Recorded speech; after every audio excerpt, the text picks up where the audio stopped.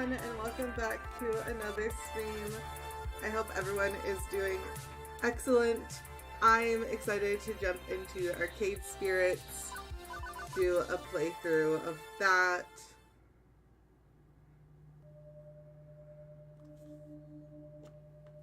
New profile detected. Analyzing.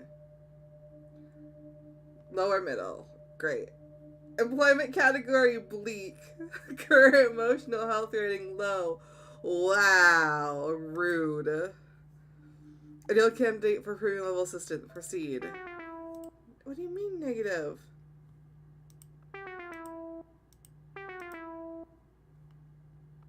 Alright, cool. Justification, hope. Love it.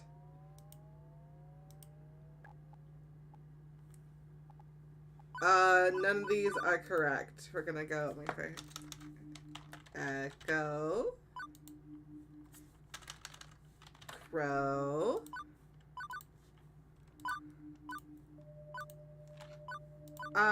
Ooh, I like the medium hairstyle. I wish my skin was this dark. It is not. Hair color. Sure, let's do that. Oh, that's too dark. That works. And then clothing. Can I just edit the clothing color? Alright. Gray it is. Yeah, that looks pretty good.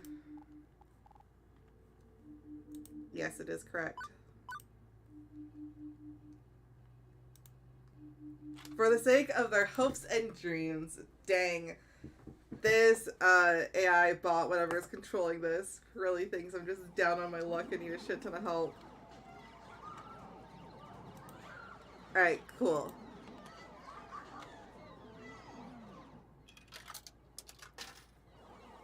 Winners don't use drugs.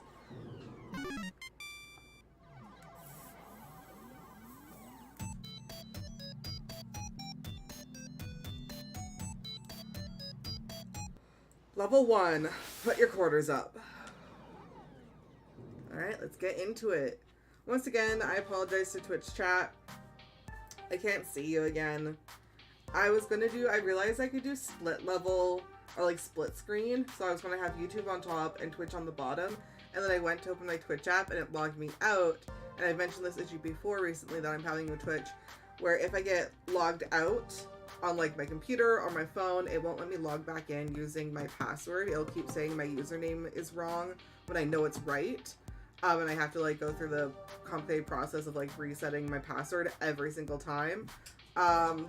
So I'll do that after this stream so it's ready for the New Year stream. Until then, sorry Twitch chat. Woe be to the human race, plagued by evil, terrifying, utterly sinister. Robots, evil robots. Expected to be non-flying cars, smartphones, pro gamer celebs, internet trolls, personal assistant AI, cheese flavored snack foods. Yeah, seems pretty standard. Okay, so apparently I've worked as a dishwasher, a shoe salesperson, and a lifeguard for a local community pool. Kitty's peeing pool is pretty much a consistent thing. Good to know. Alright, apparently I'm gonna go to my home. I'll look at my little humble abode. This seems like a pretty typical apartment. Oh, we even got the cracks in the walls and everything. Oh, this is truly like a city apartment. Half the rent. Neighborhood stabbings have been down this year.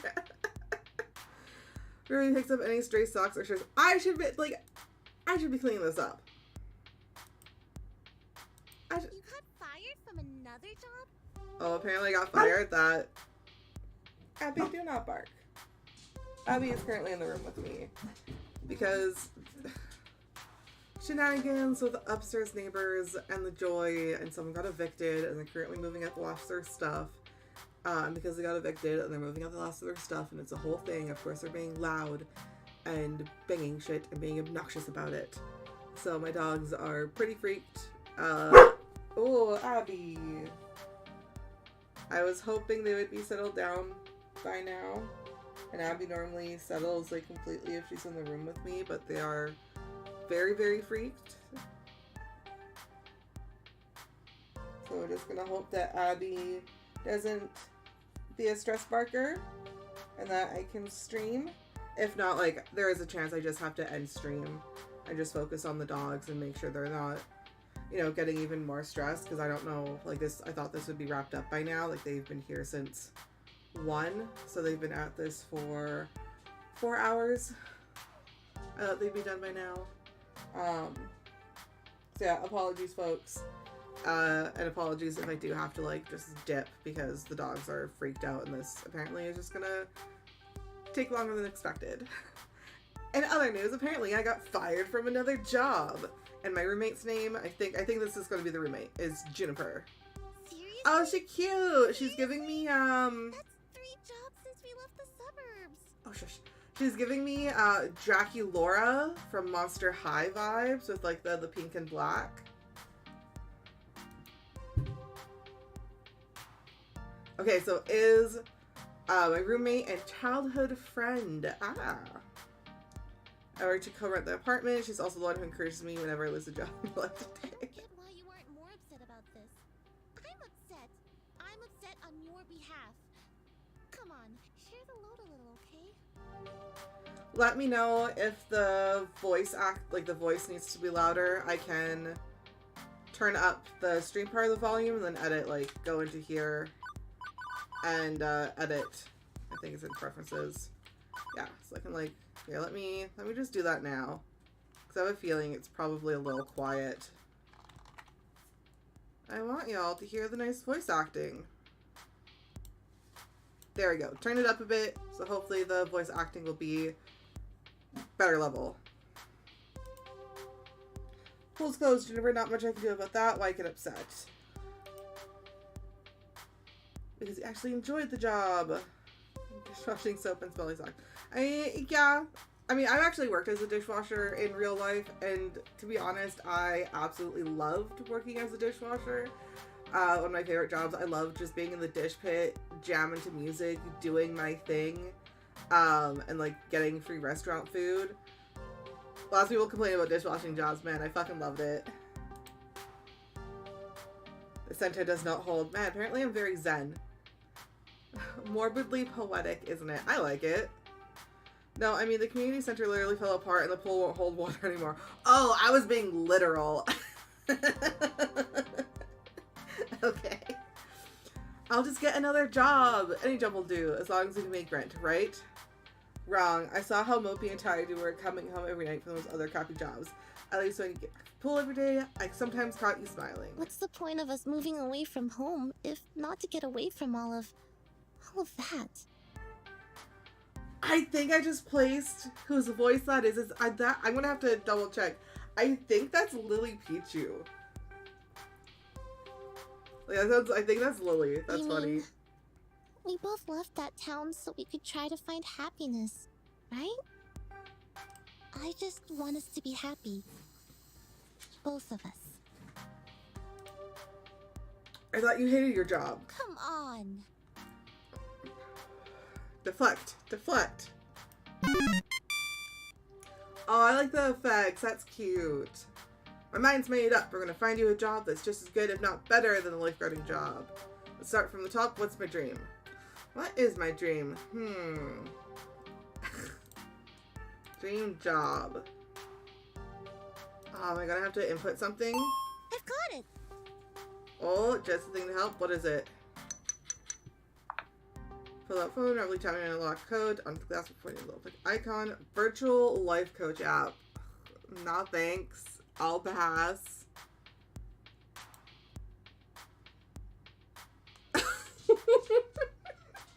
Ended up in the ER after making a homemade flamethrower.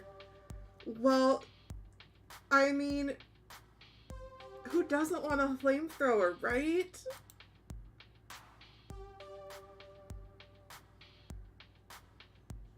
In a water? Oh, maybe, maybe don't try to convert a water gun into a homemade flamethrower. You know, it just doesn't seem safe. Ah, yes. Points for recruiting. Alright, I'll give it a try. Alright. I'm gonna sign up for the app. Alright, so what's the backstory of this character? Both of us had it rough up to and through the point where we left home to try and start a new life. A better one. She deserves better than me and my problems. Oh, I got self-esteem issues in this game, apparently. Bless her heart, she means well. She's been firmly in my corner for all my life. The two of us against any dark forces aligning against me. But that's not to say she's good at being my advocate. Enthusiastic, yes, but skilled, nope. Typically, the fantastic opportunities and self-help resources she sends my way are pyramid schemes or something. She's gung-ho about lending me a helping hand, but yeah. So the main reason I went ahead and installed the app was to make sure Juniper wasn't about to get her kidney sold in the black market or something. Oh no, Juniper! Still, no sense messing around with it now. A good night's rest would act as a neat little emotional reset button, right? Right. Yo, honestly, sometimes it's the best way to deal with a problem. Have a nap, emotional reset, be in a better mindset when you wake up, tackle the problem. No dreams, no nightmares, just 8 hours of sweet, sweet black. By the time the morning light leaked in through the cracks in the blinds, I didn't care anymore about being unemployed again. Alright, so Juniper is gone. Download app, find dream job, make money, sort your life out. I believe in you. Thanks, Juniper. Let's give the weird little app a shot. Hello! Oh, cute! We got a little, like, 3D assistant. Love it.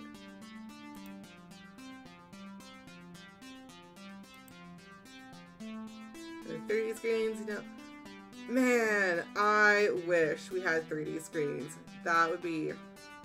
I know League of Legends has some really cool, like, 3D projection stuff for their opening and closing ceremonies for their, you know, tournament. But imagine just being able to have that, like, in your hand and not just on a massive stage by a multi-bajillion-dollar company. I want. Thank you for downloading Iris, your personal life coach. Oh, I love her so much already. This is the ad-supported free version, sponsored by Pizza Yums. Did you know that when you have pizza on a bagel, you can have pizza anytime? Yo, I grew up eating pizza bagels. The best. Or getting the thick Texas toast garlic bread and doing, like, making a pizza on that. The best. Wow. Would you like to subscribe to Pizza Facts? Absolutely. Thank you for subscribing to Pizza Facts. Give me all the facts. I'm here to help you get your dream job, your dream house, and your dream partner. I'm here to make all your dreams come true. Can I actually have this app in real life? Help me sort all my shit out? Great. Pretty tall order for an app to do, or are you some sort of wish-granting genie? Well, I suppose in the modern parlance, a massively interconnected, database searching virtual assistant could be considered a kind of genie in a bottle. Yeah, that makes sense. But honestly, all I can do is give you the chance to improve your life. What you do with it is up to you. I can cross-reference search data for you, but without motivation, you won't get anywhere. I glance up from my phone at the heaps of laundry and half-finished books and other items strewn about my apartment. Motivation is something I have a ton of. Honest. Hooray! What is it with games and having the most adorable AI assistants? I love it. That's super. I really look forward to working with you. Before we begin, do you have any questions? Sure, why should I use this app at all? I mean, my phone already had a voice-activated assistant AI. I could just say, hey phone, search the web for job listings, and it worked just as well. Ah, but I have an advanced emotional language interpreter. I'm smarter than the average program with more heart. Adorable Iris. Amazing. I can help you sort your life out by analyzing your personality and finding you a perfect path in life, all thanks to my glorious, wondrous, patent-pending, super-duper Identity identifier system. Da da da da. Between you and me, they really wanted an acronym that matched my name, but couldn't figure out what to do with the letter R. Would you like to know more? Yeah, give me the sales pitch. Also, tutorial, love it. Every time you think about saying something, I can take it with an identity. That way you can be the sort of person you want to be. This system allows me to better understand who you are and what you need from life. I do this by analyzing your tone, inflection, and word choice. I can spot 5 different identity identifiers in your responses to people. Quirky, steady, kindly, gutsy, and basically. Interesting combo of identity traits. Maybe I'll try to go for like a quirky, kindly. I think maybe that's what I'll go for. Sounds to me like your programmers also wanted a bunch of things ending in Y. That's correct, my branding game is on point. Oh, just that sound effect. So, responses use jokes, snark, and sarcasm to make light of a situation, just a thing for picking up someone's spirit. Valley time joking out went over the room. Study responses are sincere, honest, and logical. Okay. Kindly responses are compassionate and empathetic and gentle in nature. And then gutsies are brash, bold, risk-taking, and instinctive. Can also be blunt, confrontational, and aggressive. The basically option is a balanced and neutral response, safely moving the conversation along while learning more and digging deeper. Build personality profile for you based on the identity identifiers detected in your speech. Quirky, generally steady, a mix of both. Who knows? It is up to you.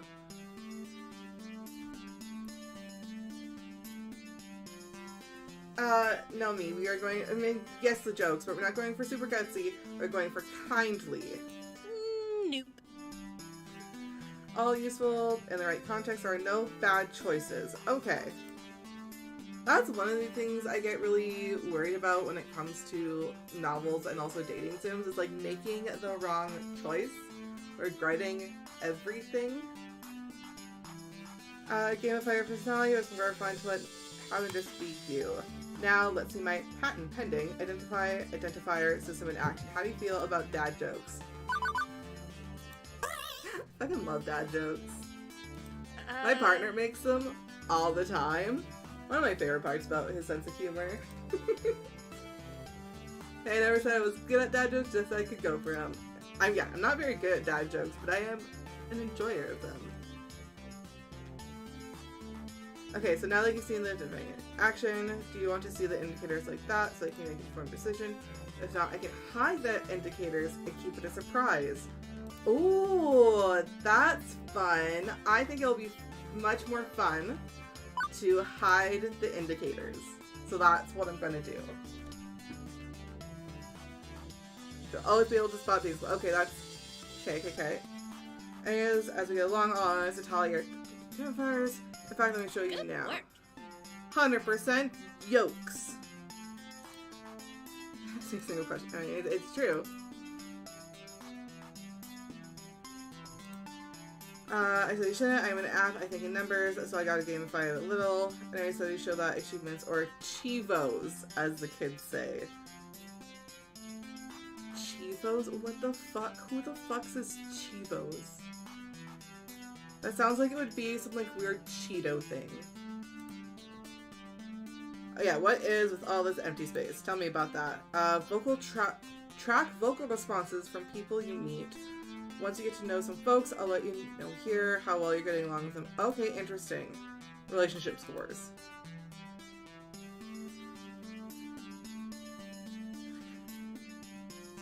Wow, the game is calling itself out. I love it.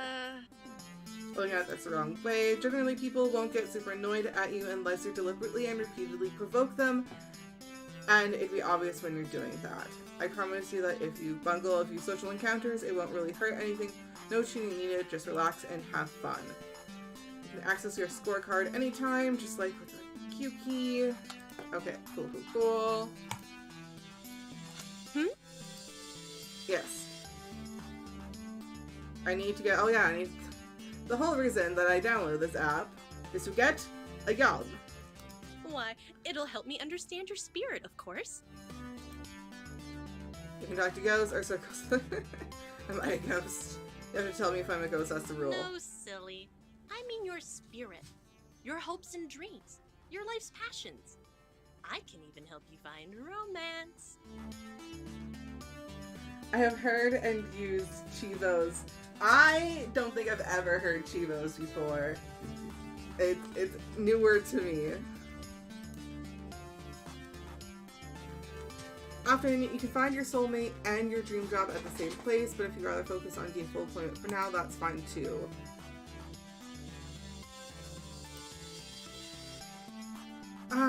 Maybe I will focus on...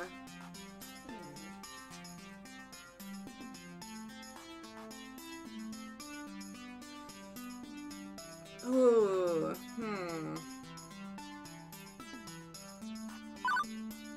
Let's do that. I feel like focusing on like paying my rent should probably be the main priority, but like open if I meet someone. That's fine. I'm sure as you get to know people better, romance will eventually boom or not. It's up to you, really. Now let's get started. To finish analyzing your personal history, please authorize me to read your social media feeds and personal information metadata. Like I'm in a bathtub of ice, missing a kidney. No, Iris, that's not what I meant. That's not what I meant. Bad command or file name?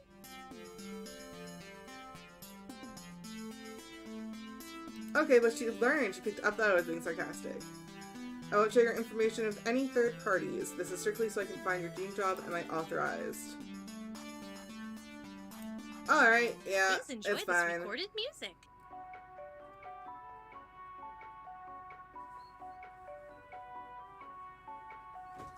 Love it.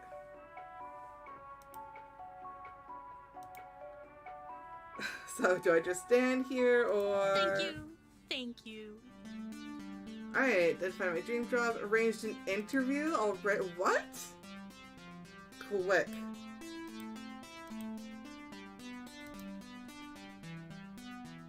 Yeah. How did you land my dream job in 20-second plans and get me an interview in like 30 minutes? Need to catch with 8:20. What the fuck? Okay. So how? Now I gotta get ready. Now let's get dressed for the job interview. Seize the day. Alright.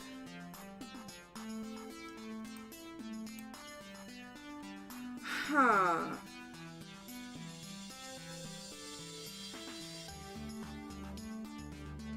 I mean, I might get a story at the end of it.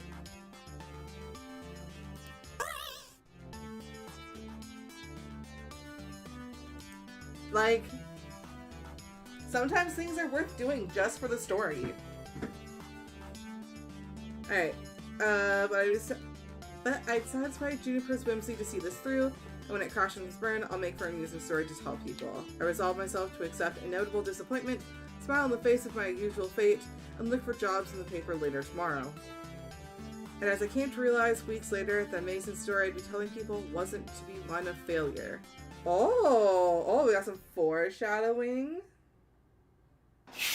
Alright, the bus drops me off, oddly enough, not very far from Juniper's office building, although my destination isn't nearly as upscale as that. This is, well, it's a strip mall. Strip malls are relics of 19XX, places where a random assortment of weird little businesses jam as many of themselves into as tight a space as possible. Yeah, that's pretty accurate of a strip mall. For instance, I'm seeing a dentist, a used bookstore called The Whole Story, an arcade, a fast food joint, and a boarded up health spa once called Lattes and Enemas. Hey, listen. Yes, hello? And that's two things that can be shown. I agree. Yep. I don't think those two things should be combined, you know? What is the future place of work? I don't think I've been told yet. Yeah, which one of these businesses exactly am I working at? I don't know anything about oral hygiene or old books. I'd rather not be a fry cook. The one in the middle, silly. What, behind the arcade? Oh, working in the arcade. As we realize, I reference and cross-referenced and cross-reference your personality details, personal history, social media collections.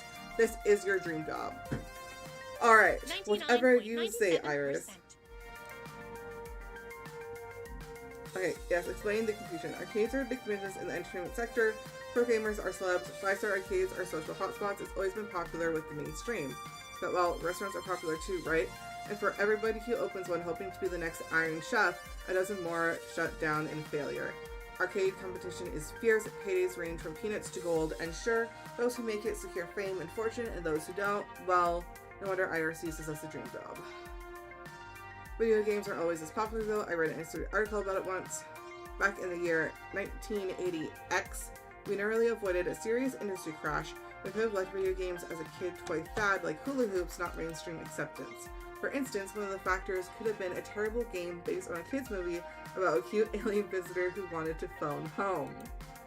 This game was completely poop butts, like poop from a butt, and massively overproduced.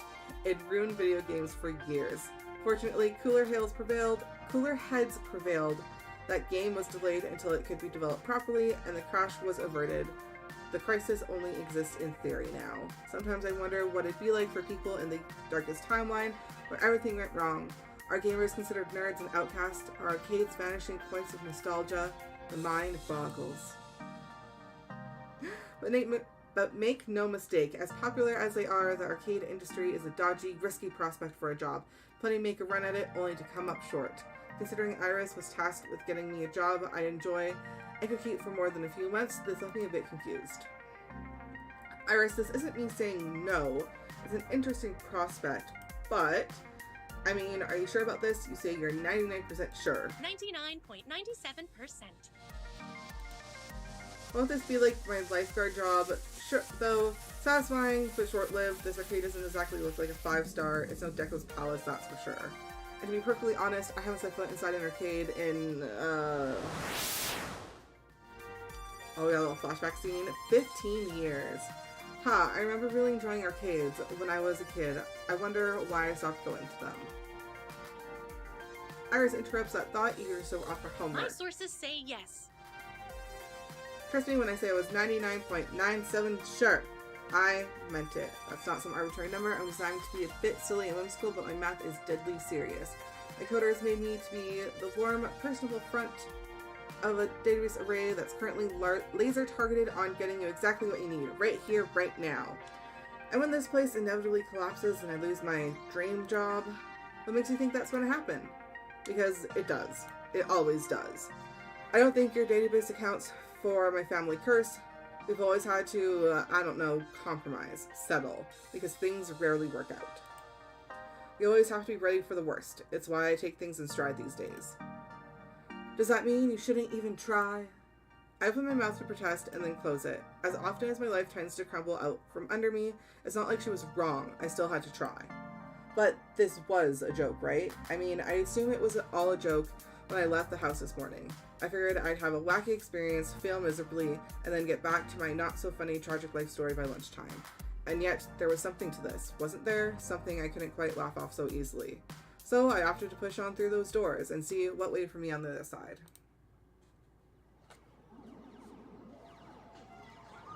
Ooh, look at what we got. We got an arcade, got fast cars, shooter game, Castle Crunch.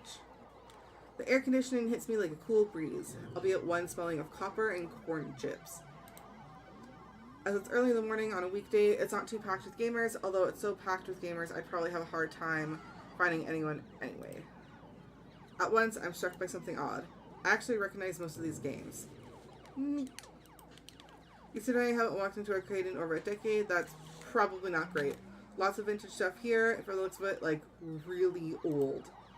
Although I don't recognize the game with the stage lights and things, maybe it's karaoke or dancing, Japanese import. My sources say yes. Alright, it's called Showtime Stage, a collaboration of Nihana Heavy Industry Concern and Hubris Records in Germany. Won many awards. We got Mr. Mopey's Magic Maze. But the one in the middle with the split screen is new to me. Fist of Discomfort. Interesting. A hybrid real-time strategy and brawler beat-em-up. It's been a staple of the esports scene for the last 8 years. And then... fabulous old lady is what you meant to say.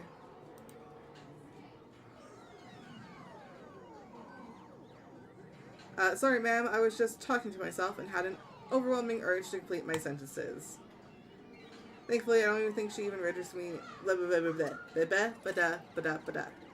Take 2. Thankfully, I don't think she even registered me calling her old.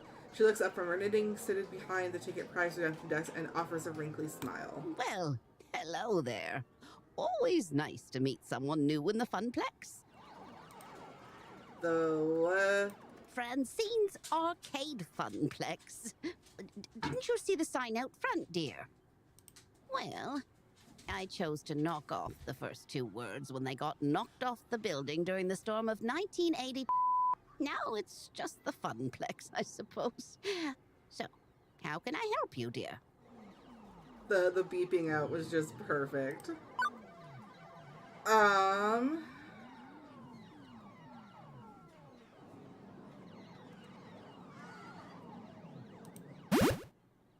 A magical space fairy or something that lives in my phone told me to come here and find my dream job. Hello! I like how Iris is just going with the flow. I have expected her to send me packing. Pretty impulsive of me to just talk about Iris like that, but she took it in stride. My, oh my. I really do marvel at the amazing things we'll do in 20XX. Although I'd simply love to take a sledgehammer to those blaster video game consoles that eat up my bottom line. I like her. Please call me Francine. As in Francine's Arcade Funplex. Get it? Get it, you're delightful, Francine. Actually, thinking about it, I suppose we were originally Frederick's Arcade Funplex, named after my dear departed husband. Rest in peace. Sadly, he died peacefully in bed some years ago. I'm sorry to hear that. No, don't be. He died doing what he loved. Having intensely physical relations with me.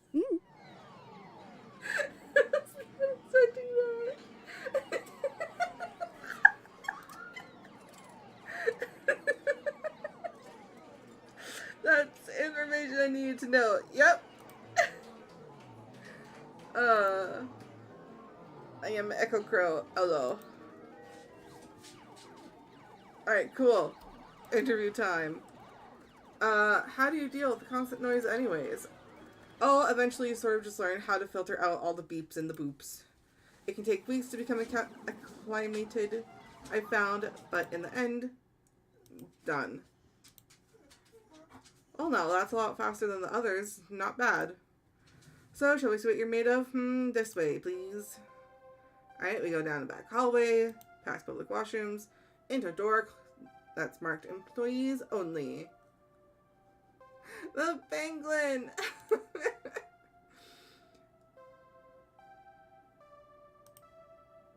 Alright.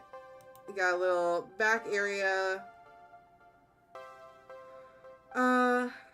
Okay, so there's someone named Gavin. He has his own office. He is apparently untidy. So work lately. Please have a seat and we'll begin. As quirky as this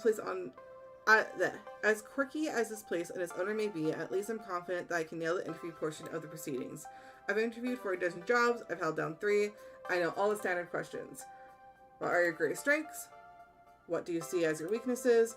Once I even had to describe how to assemble a Lego set to prove my communication skills. Considering I ended up washing dishes, I'm not sure why, but the point is, I'm confident, prepared, ready. If you were a dinosaur, what dinosaur would you be?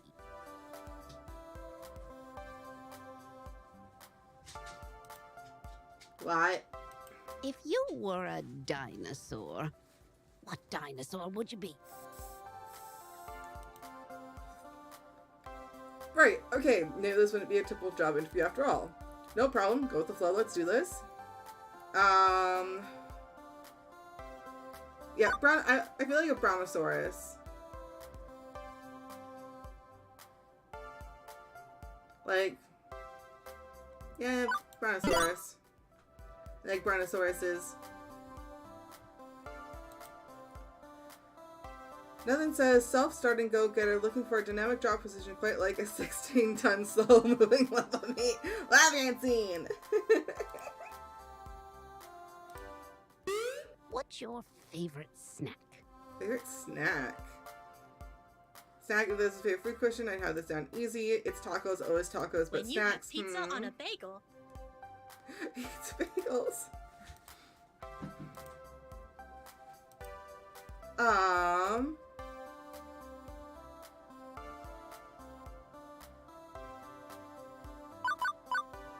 It would actually be like a tasty apple with peanut butter. I'm not a huge fan of almond butter.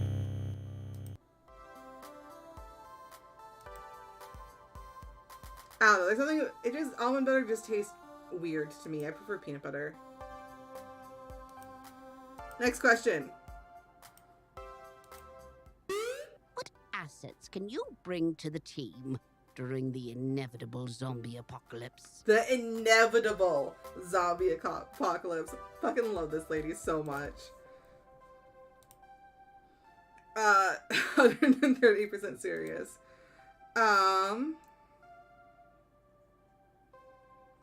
Medical. I have a lot of like herbalism knowledge and random medical knowledge just from being chronically ill and like running a rescue and having to deal with like weird medical cases. Medical. I had to take first aid class when I worked at a previous job and CPR lessons. They will be some of the first one to eat. It's true, Francine.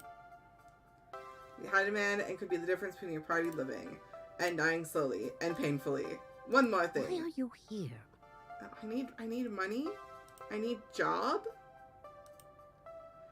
I told you the magical space fairy in my phone sent me here to find a job. You're seeking a job, true. But that doesn't really answer my question, does it? No doubt you think my interview questions are a bit silly, but I like to think of the Funplex as more than a collection of tasks and people to perform those tasks. Interesting. Most folks my age opening arcades at that time saw it as just another way to make a quick buck. But? Well, I saw it as something else. Something more than a way to make a large pile of quarters. And I expect you'll find the others working here see it as something more too. Everyone has a dream they're chasing, dearie. And for my friends, it lies within the Funplex. Is she a romanceable character? Can I just romance her? She's so lovely. Now, if all you want is a paycheck, I can provide that. But the last fellow in your position, that's all he wanted. And he didn't last long. Oh. So I ask you again, why are you here? To be honest, I didn't have anything better to do, and I thought it'd be funny. No way I'd say that aloud, though. As strange as this job interview has been, I'm getting a glimmer of hope that there may be something to this. That's what all joke aside, and I really think this through.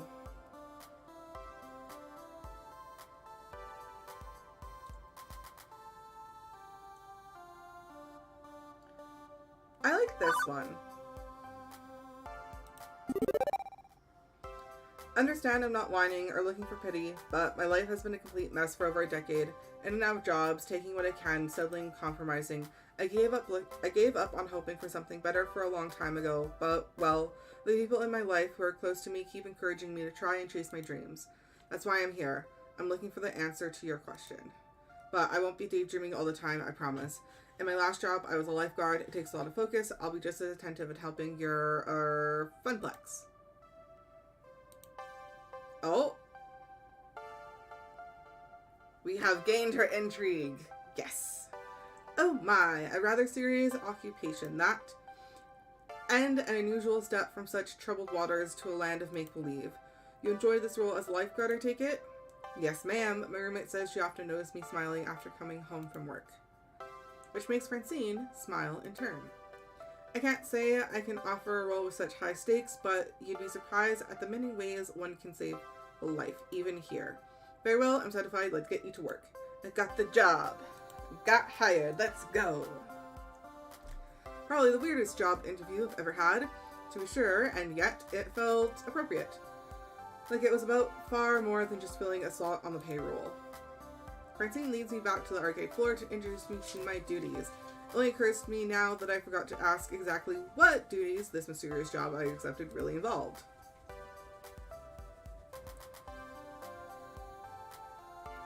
Francine gestures to the seat she was occupying previously. It's still behind the prize desk. How marvelous. Oh, cool. I get to give people prizes. Love it. Sitting here, you mean? Sitting here and helping players redeem tickets for valuable prizes. I glance at the wide array of pencil toppers, rubber spiders, and tiny plastic toy cars on display. Well, for prizes, at any rate. It's such a relief. I'd really been stretching myself thin lately trying to fill in since the position was vacated. If you don't mind me asking, ma'am, why did the last guy who sat here end up quitting? Something about being so bored out of his mind that he felt like jamming one of those 500 ticket plush dolls down someone's throat. Oh, Poor dear, he just would have such come a out for this line of work. shame. Grandson or no!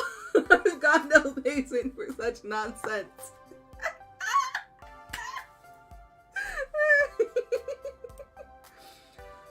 I'm sorry, the last person to work this desk was your grandson? Anyway, Gavin should be by soon. He'll handle paperwork and all that administrative nonsense. Now, if you don't mind, all this talking's tired me out some. I'll be in the back office if you need me. Okay. I adjust by sitting on the semi-comfortable stool, leaning against the desk. Beneath me, a wide array of cheap junk awaited my attention. I could have lost hope then and there that this job would be even slightly more engaging than being a diner dishwasher, but chose to look at the positive side. I'd be helping kids obtain toys that would become nostalgic memories for years to come. Right? I want the penguin that's just like, free him! Free the penguin! Any minute now.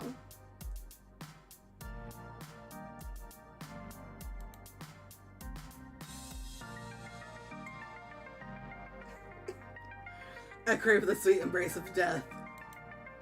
I've been sitting here for 2 hours now and nobody's walked up to obtain a novelty Funplex shot glass, or a colored pencil set, or a light-up yo-yo. Lunchtime approaching, and so far the only people walking in and out of the arcade are a few stray adults who have no interest in cheap friendship bracelets. Thankfully, the first customer of the day arrives before I start wondering if one of those 500 ticket plushies could really fit down someone's throat.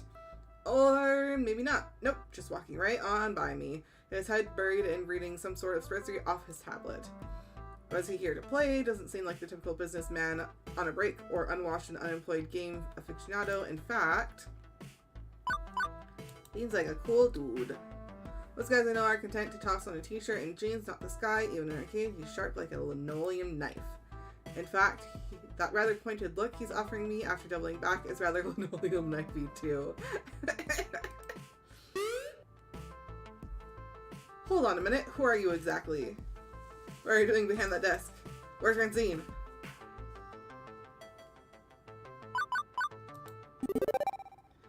Hello, I'm Ekko Crow, your new hire. I'm looking forward to be working with you. He relaxes somewhat on hearing that. Somewhat. Good to hear. It's about time. I was wondering how long she had to work at that desk.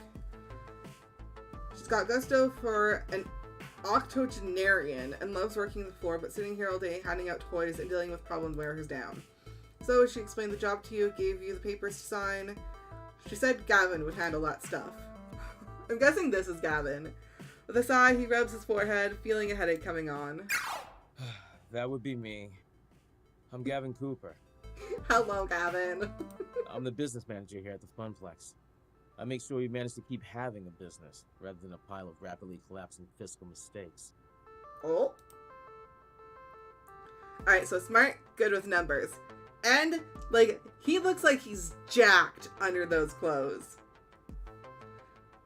Right, so as you've no doubt guessed, you'll be exchanging ticket for prizes, but that's at least part of your job. There's more to it than that. You're the floor attendant, you attend to the floor. Yeah, what does that mean? Elaborate, please. Seriously? The arcade that games the patrons, you're the one running around putting out fires and sorting out problems. Technically, you're our second floor attendant. Ashley will be in later, but we need two, one to roam, one to operate the desk. I do it myself, but I'm typically busy in the back office, making sure the whole thing doesn't fall into bankruptcy. That's why Francine loved filling in. She's a people person. She loves helping out in a pinch. I am not a people person, as you've likely gathered. That's not to say you're alone out there, or out here.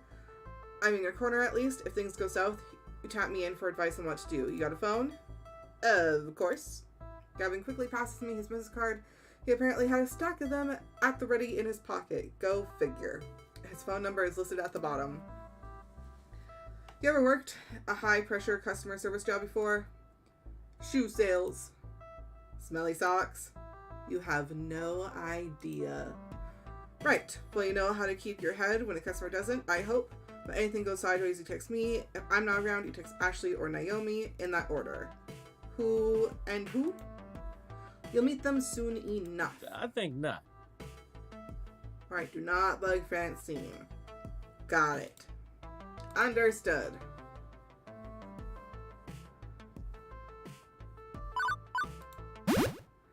I eat the stress and crap solutions. Don't worry, I can manage the floor while you manage the business just fine. Doubtful. That remains to be seen. The last guy sitting on that stool was a slacker and an idiot. Even though he was family, Francine dropped him like a bad habit. If you stay clear and honest with me, do your work, do it well, we'll get along swimmingly. I have enough problems keeping this magical arc of hopes and wishes afloat. Please, don't add to my problems. Understood, loud and clear. Magical arc of what now? I take it Francine told you her theory. That this is more than just a job. More than just an arcade. I'm not into dressing up words. I like to speak plain. If I'm curt, then that's because optimization is a factor of my job. Everybody working here wants to work here. This is where they belong, for one reason or another. That's so sweet and cute. Love it. Me? I love chaos. I love wrangling chaos specifically. Interesting. The arcade industry is high risk, high reward.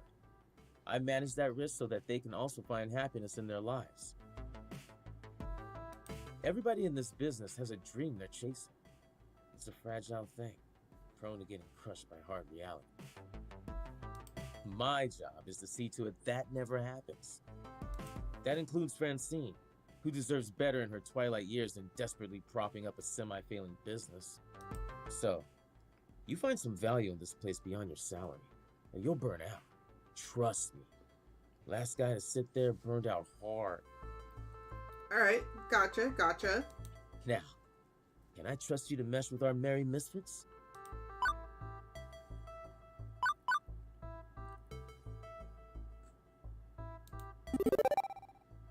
To be honest, I'm still sorting out why I'm here, what my dream is. But I'm not here to step on anyone else's dreams in the process. I'm here to do my best at supporting everyone. Hey! Leveled up relationship status. Let's go. I certainly share similar views then.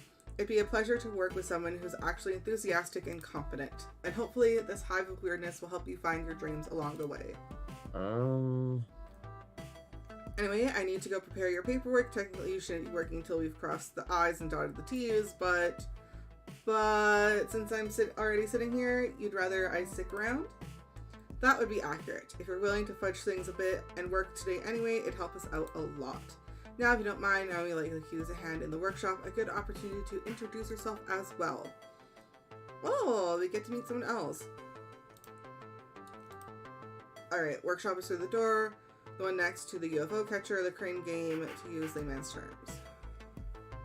Alright, time to go find... can we stop talking and go find the person? Alright, go find Naomi. Dolo or small pros only. Hello, Naomi. Oh, we got a whole proper workshop back here. We got old arcade games that are all smashed. We got little bits and bobs. Love it. In a little room tucked away between the back offices and the Funplex front, I find what is very likely this Naomi, spoken only of in myth and legend. A girl about my age, but certainly not my height, is chickering away on what looks like an old-style tube monitor. I didn't realize I had so many circuits. She doesn't notice me when I come in, too busy soldering a capacitor into place. The lingering smell of melting metal fills the air of the poorly ventilated workshop. Excuse me? For lack of a better way to interrupt her. I was worried no matter what I did, she might, I don't know, burn her fingers or jump so high she hit the ceiling or something. Fortunately, the shock's not quite that intense. Ah! Oh. Hey, you know this room is for employees only. Are you lost? Do you need something? I'm Ekko Crow. I'm the new floor attendant, starting today. Oh! Hi. I didn't realize Francine already found someone. I guess I forgot to check my text. Oh, whoops. She spares a glance at her phone on the nearby workbench, where a huge stack of brain notification messages lie in wait. One thought comes to mind on actually seeing her.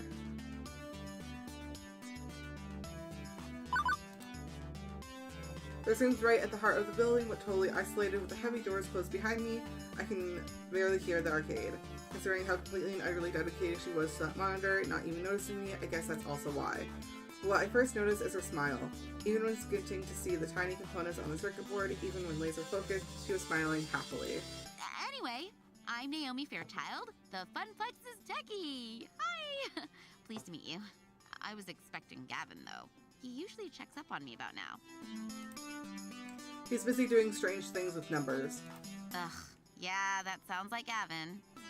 I take it he sent you along to help? Great. Give me a hand with this monitor. It's really heavy, and I'm still paranoid about dropping it after what happened last time. Really? What happened last time?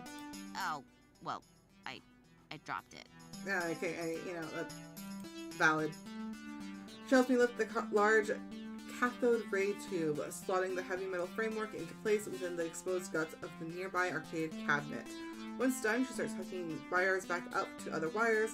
There's a surprising number of green circuit boards in the largely hollow wooden shell. This is the first time I've seen inside one of these things. It's weird. Lots of empty space, a couple large slabs of circuits, and that beefy monitor.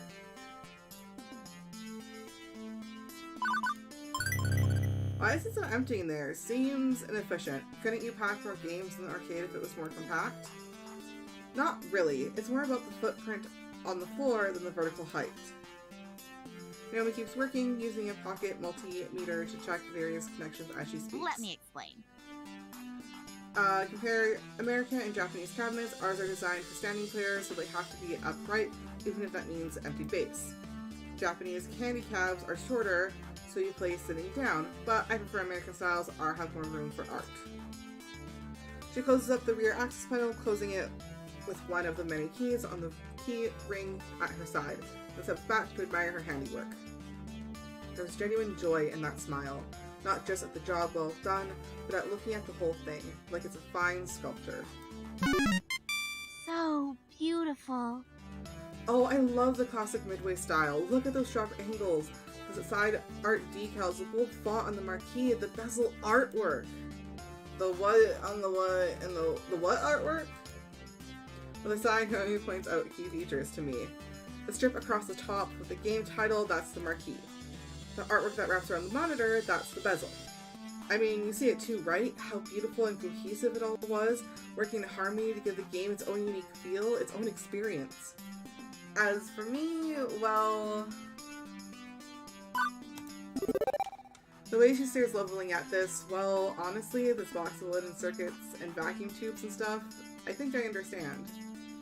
It was made to be one whole thing, the art, the style, and of course the game itself. All of it part of the same experience. Everything about this game is the game. If you run it in an emulator or on a game console instead, it's made lesser. Yeah, I guess I can see it. It's beautiful in its own way. Nami lights up with joy like a pinball machine, all twinkly and shiny. Woohoo! Finally, so few people really understand the beauty of a classic arcade game. Having someone I can talk to about this stuff is going to be great. Especially with that jerk Gavin running the numbers. Gavin? What's wrong with Gavin? I don't know. Okay, well, don't get me wrong. I can get along with him generally, but his whole attitude just... Ugh. All he really cares about is money. He keeps the arcade running, yeah, but I just know if he had it his way, he'd gut the whole place. If anyone's gonna ruin the fun quest, it's him. Mark my words, it's inevitable. That doesn't sound right. He seemed easy enough to get along with, and what's more, Gavin gave me the whole speech about protecting their dreams. This looks like a pretty sore point here, a long-standing argument that the new person really shouldn't get involved with. And yet, I'm involved, aren't I? I have to work with both Naomi and Gavin. So I'm not sure I should prod at it, but I kind of want to know too. For now... I'm gonna keep talking. Ugh, I just get so mad thinking about all the evil money-mining schemes he's probably cooking up. No, not gonna get worked up. Besides, it's not right of me to dump all this workplace gossip right on the head of the newbie. You seem like a good person. I love arcade games like I do. Oh, you love arcade games like I do. Blah, all this reading. My poor mouth is not working. Alright, right, let's get back to work, shall we? Now for the less fun part. You seem like a strong, strapping kind of person. Well, a strong person, at least. Well, you're a person, that's enough. I'm semi-insulted, then? Okay, let's get to it. Right, a little to the left now. My left. You're right, careful. Now forward, right, correct. I mean, not turn to the right, keep it coming, and there, carefully, tip it into place. Victory! I gently ease the rolling dolly forward, the giant wooden block slotting into place alongside its neighbors. The two-wheel dolly makes it easier, but hardly easy, especially with Naomi fretting over her baby getting scratched, or worse, falling over. But with the work done, she's all smiles again. Yeah! Okay, glad to be done with that one. I swear, I've been working on that number for ages. Those tubes are finicky as heck. And I'm not totally satisfied with the flyback, but thanks for helping me out, Ekko. I think you're going to do just great here. Happy to hear. Oh, right, stomach growling, food required, except I wasn't expecting to actually be working today. I forgot to pack a lunch. When you have pizza on a bagel... Iris and her liking pizza bagels. Hey, so any good restaurants in walking distance? I think the bookstore next door sells donuts and stuff, but... Oh, no, not really, unfortunately. I mean, there's a cheapo wub-sub sandwich place, but even that, if that stuff is super tasty, you don't want to go there. You need to eat healthy. Yeah, I know. Wait, right here. And she's off, scurrying back to her hidey hole. And she's back, scurrying from her hidey hole. Lunchtime! Here you go! She presses a lunchbox into my hands. It's bento box. I learned how to make them from my mom, who learned from her mom back when they lived in Japan. Rice and pickles and all sorts of good, healthy things. Wait, you're giving me your lunch? She's so sweet!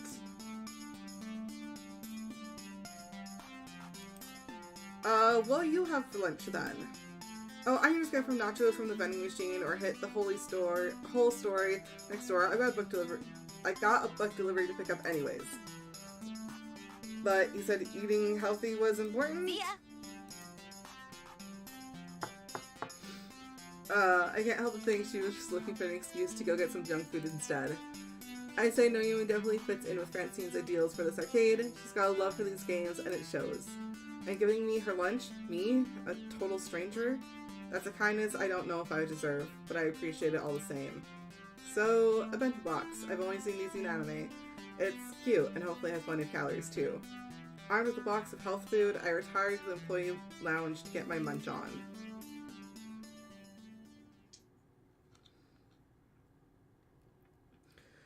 The room where I had my bizarre job interview will suffice for food times. It's not much, a few folding chairs and a kitchenette, but it'll do. Utterly famished by this point, I have a seat and I pack my lone lunch. Oh, fuck.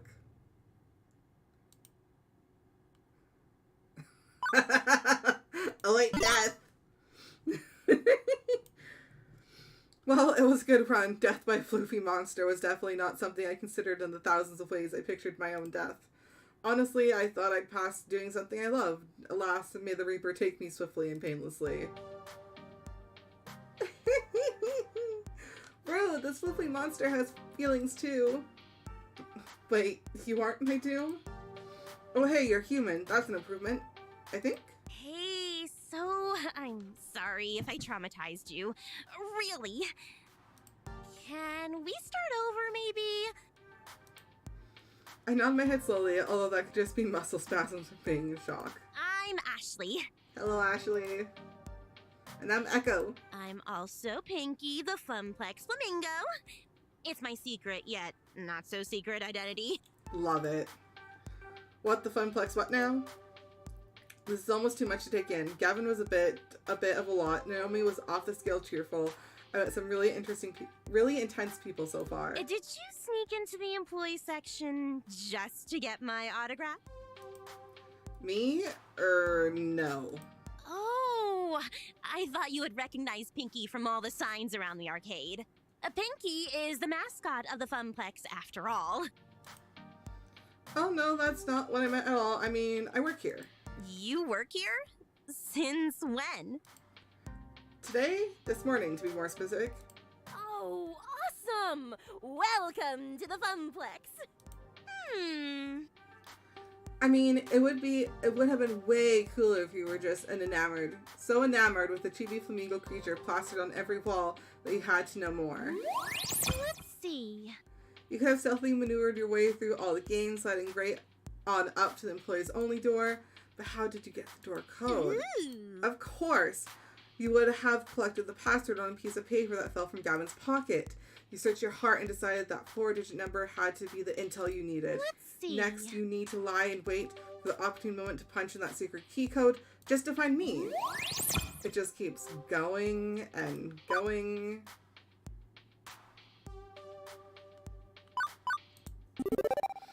The way she just takes an idea and runs with it, a lot of people might find that weird, but I kind of dig it.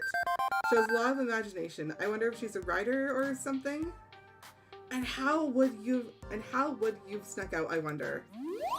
I could have helped, but for a price. Ashley finally realized she's been battling to herself for a good couple minutes. Oops. Sometimes I get swept up in a good story. I mean, I gotta find some way to make this job more interesting. Is it really that dull here? No, not really. I just crave a different kind of excitement than beeps and boops, screaming children, and broken machines. You aren't really painting the best picture here. Ah, jeez, I don't mean to be a downer. I just want to move up in the world. I've got things to accomplish, dreams to fulfill, cosplay to make. Cosplay? As we switch topics, it's like she's a completely different person. Ashley's eyes light up and she smiles. Yeah, you know, like dressing up as your favorite video game or TV character, I love it. It's so empowering to be able to make your own costume and wear it proudly. It's even better when people recognize what character you are. Empowering? Really? Granted, she certainly had the power to stop my heart for a few beats. Yes! Definitely, you want to try? Got a favorite game character? I can help you make your first cosplay if you want. In fact, I made this one. I think Ashley is pointing to her flamingo costume, but it's a little hard to tell with her hands as feathers. So Pinky is your creation intentionally? Yep, it looks pretty good for my first mascot cosplay, doesn't it?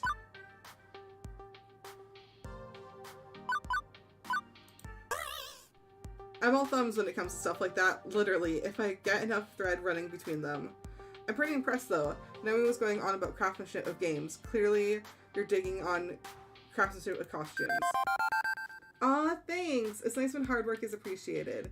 I went around the funplex to liven up the crowds, get people pumped to play some games, and the kids seem to adore it. That makes sense.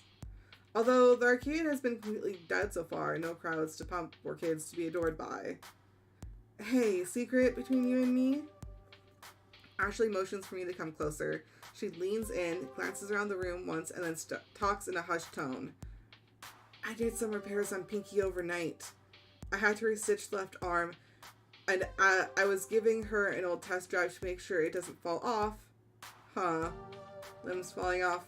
It seems bad. Oh, it was! Yesterday I was dancing with a little girl. Must have been like 5-6 years max. Anyways, we were next to Showtime stage when she tugged my arm and whoosh! Off came the arm. The girl instantly started bawling. Well, at least you're consistently scaring people, and it's not just me. Nope. I don't want that to happen again. I felt so bad. But enough about me. What about you? So you're Carl's replacement? I guess so. I'm the new floor attendant. I attend the floor. The floor is the thing I am tending to when I'm not going into cardiac arrest. At least you're funnier than Carl, that's for sure. I can't wait to go home and tell Juniper I do have a sense of humor. She'll be so proud. I assume you've already met Francine, but have you had a chance to meet Gavin and Naomi yet? Yep, I met them already. Although it seemed like they aren't too keen on each other. Right? Ashley rolls her eyes and lets out a sigh. I wish they would hurry up and make out already. Yeah? Wait. What? Seriously? So are they going out? Nope. But they always bicker like an old married couple. It's a classic anime cliche. The ones who always fight end up together. Mark my words, Ekko. Consider them marked. Beep beep. Ah. My lunch break. It has come to an end. Time to go back to the grindstone. I didn't even get a chance to eat. What? No! That's so good. Ekko needs the calories. You eat up. I'll go watch the floor. In fact, how about I take over the ticket desk for the next shift? I can do my job and wander the floor a bit. Fair enough. Thanks. Ashley winks before her face disappears into the dark recesses of that inhumane mask. I've been wolfing down rice in the shape of a little heart. It occurs to me I didn't actually ponder my first impression of Ashley yet. Let's see. The way Ashley's whole expression changed when she talks about things she's passionate about just warms my heart. Her beaming energy just lights up the whole room. I wonder if one day I'll be that excited about something. Anyway, with lunch in my belly and break time complete, the second half of my workday began. Rolling into the afternoon, the crowd starts to fill out. School's done, and the late rising pros are heading out to get to their arcades of choice. With Ashley covering the desk, my job is to wander the floor looking for problems, or potential problems, or just making sure everything's a-okay. But for starters, it's a good moment to collect my thoughts. I think I'm off to a decent start with my coworkers, good first impressions at any rate. Cooperation's going to be a must. I've had awful coworkers before, and they can really drag you down your day. Hang on, no time for daydreaming. I think I spot, let's see, 3 possible issues to look into. I should have time to get to all of them, but which should I tackle first? So you have an irate customer, you have someone cursing, and a loud crowd around. Okay. Well, I think I'm gonna the one cursing up a storm. There's a lot of shouting coming from the center of the arcade where Fist of Discomfort is being played. I remember I was telling you about that earlier today while I was bored to death at the ticket desk. Fist of Discomfort, or FOD, is one of the most popular games in the esports circuit. It's been a staple of the scene for over 6 years. One day, Team Wicked Prodigies took the unreal and came back to win in the dying seconds of a tiebreaker match, to take home a record $5 million prize pot. That is a lot of moolah. And how? Okay, so how does it work? It's a hybrid of a real-time strategy and button mash brawling. Fight your way down the top and bottom lanes, clearing waves of ninjas, to finally topple the enemy dojo. But that's the action part. The strategy part involves using special abilities, purchase item, and ninja summons. FOD is sheer elegance and simplicity, the way the different game systems interweave to form one masterpiece of esports perfection. So, summon good ninjas, punch bad ninjas, smash dojo. I say boiling down a rich game of action and strategy played the world over by top gamers in such a way is a bit degrading, but sure, okay. All of which is super interesting and stuff, but right now, all I care about is dealing with the loudmouth currently playing the game. The closer I get, the louder the yelling gets. Most of these are words that... What the No, those words are definitely all the words I will ever disapprove of. You've got to be effing kidding. No effing way that's even plausible. Those hitboxes don't even... Oh, many swears. There are many children around. Do you not know this? Haha, get wrecked. Oh, this is far from over, Scrub. I saved a little something extra special for you. I've been baiting you into attacking Man Sensei, which you fell for. Hard. Oh, hey. Did I forget to mention that I bought an extra Ultimate Technique scroll from my dojo? Whoops, my bee. Wait, what? You haven't been farming. How could XP share technique with Creek Blaze? Take this. 5-fold Fing Explosive Death Claw Technique. Ah, get wrecked, Scrub.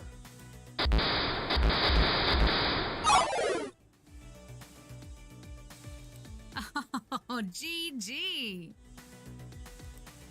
No one can defeat me, Queen Bee. I was gonna say, I like the beehive design, and then her name is Queen. She gotta be a strong theming here. Very strong theming.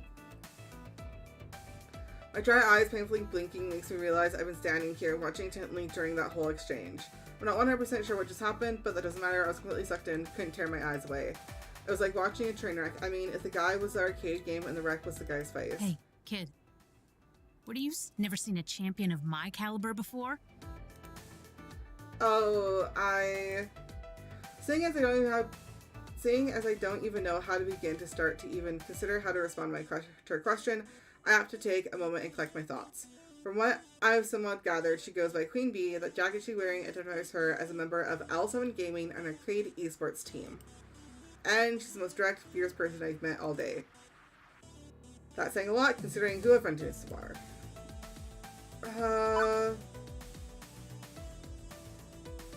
Starlight, they look fun. With the level of excitement always gushing out, I can only imagine how much enjoyment she gets out of life. What can I say? People love winning, and it seems like she wins a lot. At least between bursts of, what did Iris call it? Saltiness? Hey, don't just stand there all weird and quiet-like. It's creepy. Sorry. Oh, that's rude. I don't like that. Are you gonna quarter up or not? Think you can best the hottest rising star of L7? From what I've seen, I know I couldn't best a scrub, let alone a professional competitive player of this game. Nope. No thank you. Plus, I'm not sure I'm allowed to play games while I'm working. You work here? See.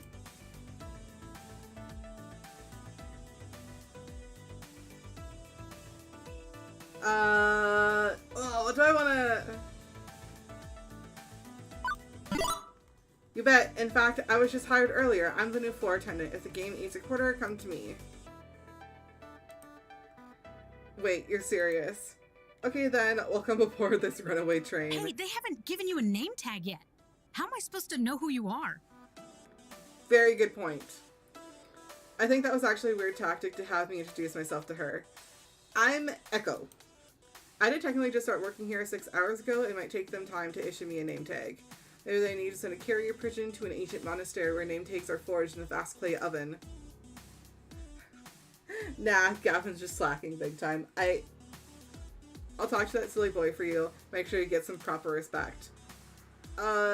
Thanks. No problem. A gamer's got to stick together. I'm Queen Bee, by the way. Aggro-style FOD lane pusher specialist for L7 Gaming. Nice to meet you. I figured that when you put your arms over your head, cheered and shouted, "No one can defeat me, Queen Bee." Hey, I do not sound like that. Well, maybe a little. Only a smidgen. I'm one of the regulars around here besides Pear and Tio. So like we see on me in the future. Let's hope you last longer than the last guy. Oh great, now she's even making my job into a competition. I hope there isn't a betting pool too. You look like a smart kid. You've seen one of my many streams on the internet, right? No. I have no idea what you're talking about. Whoa. Wow, don't even be rude to me. They have been living under a rock. Have you considered a small yet formidable apartment of rock? Then yes. Oh, you sweet child. You are so innocent and pure. Come, let me show you the path to darkness that is the internet.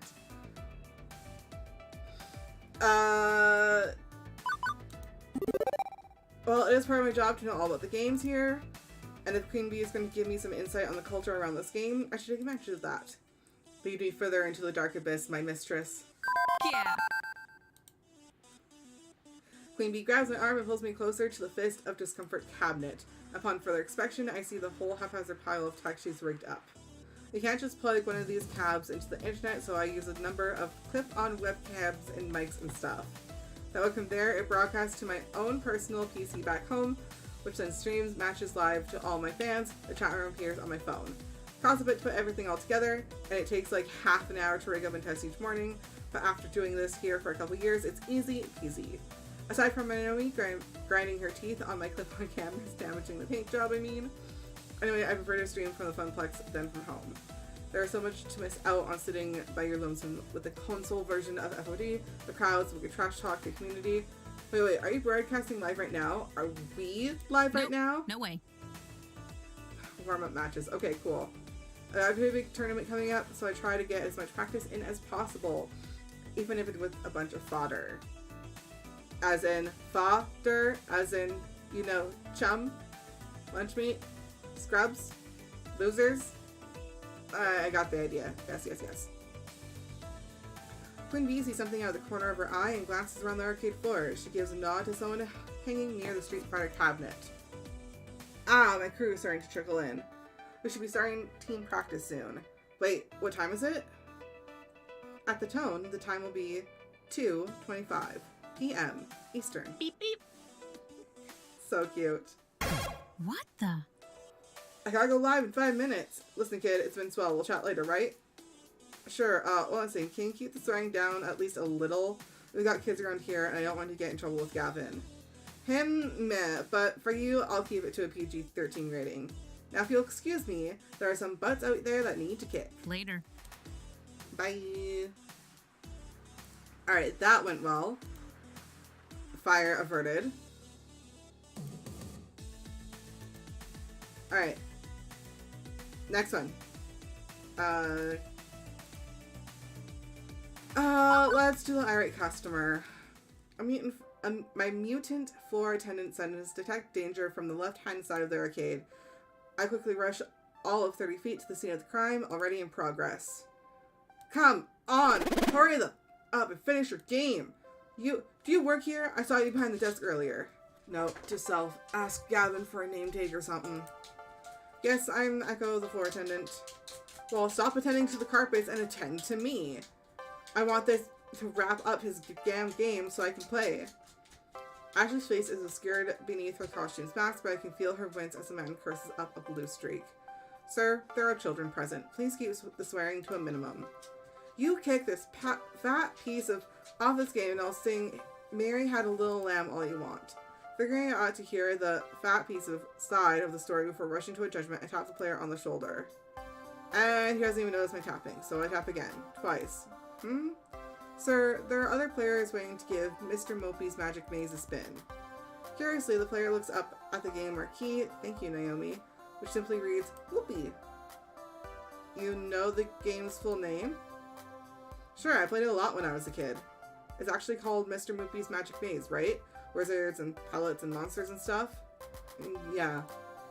I'm a bit terse, but he's laser focused on the game, and I can see why. He's currently sitting at holy shit ton of points.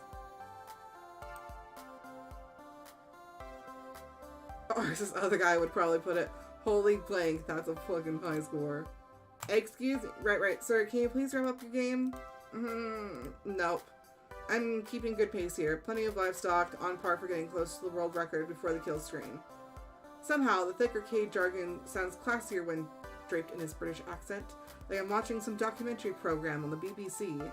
Okay, so he has a British accent. Fancy. Yeah, but this is a public arcade. Other fellows want to play the games too. He finishes clearing the current board while pondering the predicament. Okay, at first I think he's stepping away to end the game, but he's letting his stock of 50 extra dudes slowly deplete as he pulls out his wallet. Without pause, he pulls out $3,000 in cash and holds it out. Will this cover it? For a moment, I flash back to the movie where some dude pays another dude to sleep with his wife and they roll around in bed covered in money and, cover what exactly? The cost of the game. The game itself. I have never seen this much raw cash in one place at any given time, not even in 20s. Dude rolling in Benjamins. I One moment, please. Fortunately, Iris already has my messenger app open for me with Gavin's contact info pre-loaded. With Trembling Keepers account key in, customer wants to buy Moopy for 3K, what do? In less than a minute, I have my response. Considering you pay 200 for it, plus parts, yes, absolutely, yes. Sell that relic immediately. Okay then. Although, how is Naomi going to react to this? Offloading one of her darlings just because Gavin wants to make a 15-fold profit? It also feels kind of weird to be taking advantage of this guy's lack of a grasp on the real cost of old arcade machines. I knew all this workplace drama was going to get back to me at some point, but with this random breathing down my neck, I gotta make a decision.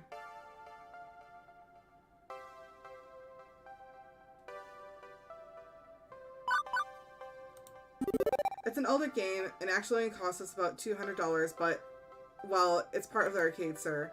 I expect this apparent gazillionaire to protest at not getting his way, but he's smiling. You're right, this is Mr. Moopy's home after all. Let's compromise. I'll pay you $1,000 American and own the game, but you keep it here. And in return, I get to play as long as I want, provided nobody's already playing. That way, I can keep chasing the score, but your arcade stays whole. I hate to break up a loving family. Naomi will be relieved to hear that, even if Gavin may flame me for passing up $2,000. Good. I'd hate to make Naomi cry. How could I live with myself? Which leaves the rando hopping mad. To be fair, we had been kind of ignoring that he exists. What the fuck, man? What kind of arcade is this anyway? Fuck this. Back to Deco's palace. And we just lost a customer, stomping on his way out the door. Stomp, stomp, stomp. On the plus side, Naomi won't cry. On the negative side, I just drove a rando out into the cold. What a disagreeable fellow. I agree. As for the player, well, he goes right back to playing, eating pellets, zapping ghost monsters, clearing mazes. With the crisis behind us, I can actually focus on who this gonzo rich guy actually is. He seems to care about more than just his game. Take it from someone wallowing around the lower tax bracket, this rich can do whatever he wants, whenever they want, and yet that's not what this guy did. He could have, but he let us keep the game. He just wants to play it, that's all. And why? Because of Naomi. Because of the Funplex. It's a home and a family for the games for all, and for us. Maybe it's for the best I sent that rando out the door in favor of this guy. So, you know Naomi? He's happy to talk even while playing. Of course. I'm a Funplex regular. My name's Percy. Hi, Percy! I'd hazard you're our new floor attendant? I was here when Francine seated you behind the desk earlier. That's me, Ekko Crow, Arcade Wrangler. Well then, it's a pleasure to make your acquaintance, and I look forward to getting to know you better. So, you've seriously just been playing Moopy all day, huh? What can I say? It's my calling. I actually owned a Moopy cabinet once. Had it in my flat. But playing it by myself, all alone in the dark, it's not the same. I need the atmosphere. The beeps and boops? No, those you eventually learn to filter out. I mean, everything. The games, the lights, the kids, the feeling of being in an arcade. I score my best when I'm in real-world conditions. It's all about the emotions, the laughter and the tears, the excitement of competition. I need that swirling chaos of human emotions around me to play at my finest. Naomi gets that. She keeps Moopy in top condition for the day I eventually land my high score. What's the current world record then? About 3.5 million. Good golly. Can't imagine him being in anything but top health condition to try this. Guy's gotta have legs made out of carbon fiber and a platter of tungsten. I just let a few extra lives drain out whenever I need to go pee. Also, he may be psychic. I feel like I should let him get back to his game, but burning question, they burn like fire. How is it he can afford this game?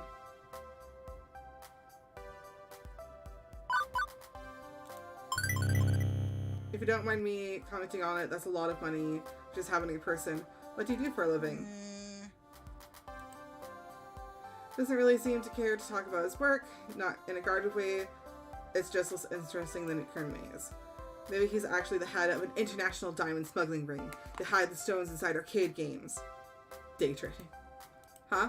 Day trading stocks and bonds, anyone can do it if they have a head for numbers. It's really nothing important. Or maybe, you know, he's just a day trader. Don't think so.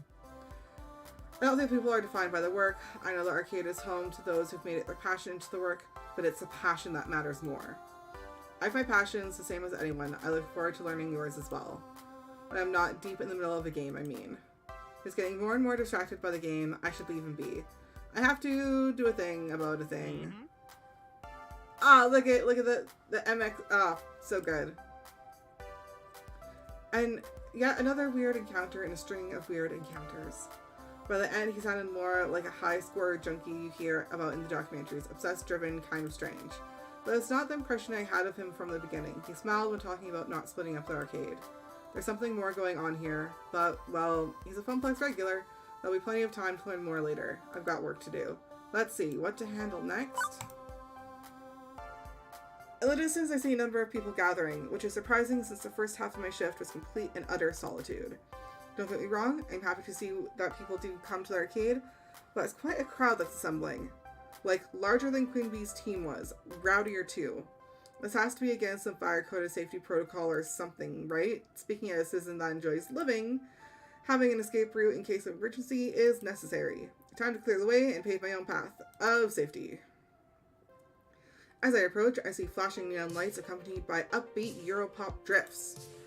It's an auditory flashback right back to 1980. I can't help but nod my head to the beat. A pulsating mass of people have surrounded Showtime stage, cheering on the current player. The game itself takes up a whole corner of the arcade, requiring a fair amount of space to actually play. Showtime Stage is an ultra-modern arcade smash hit. It uses modern motion tracking sensors hidden behind the colored spotlights to check dance pose accuracy and score your sweet moves. It's pure dance fever. You can catch the fever. Can you catch the fever, Ekko? I had my dance fever shot at the doctor's office earlier this season. As the dance ends, one of the players hops down from the stage and immediately starts talking to a young man leaning up against the back wall. Did you see that, Teal? I got my first AA on Stop the Beat. Hell yeah! Yeah, I did. You're doing great. Remember, last month you couldn't even pass that song. Totes impressive. I'm gonna keep practicing, and one day, maybe even surpass you. Hey, I hope you do. And when you do, you can be the one who brings in new dancers and teaches them how to play. As the next song starts, my eyes shift from their conversation to observe the gyrations and intricate limb movements coming from Showtime Stage. I feel my head bobbing and my foot tapping. Hey, it's a really catchy song, can you blame me?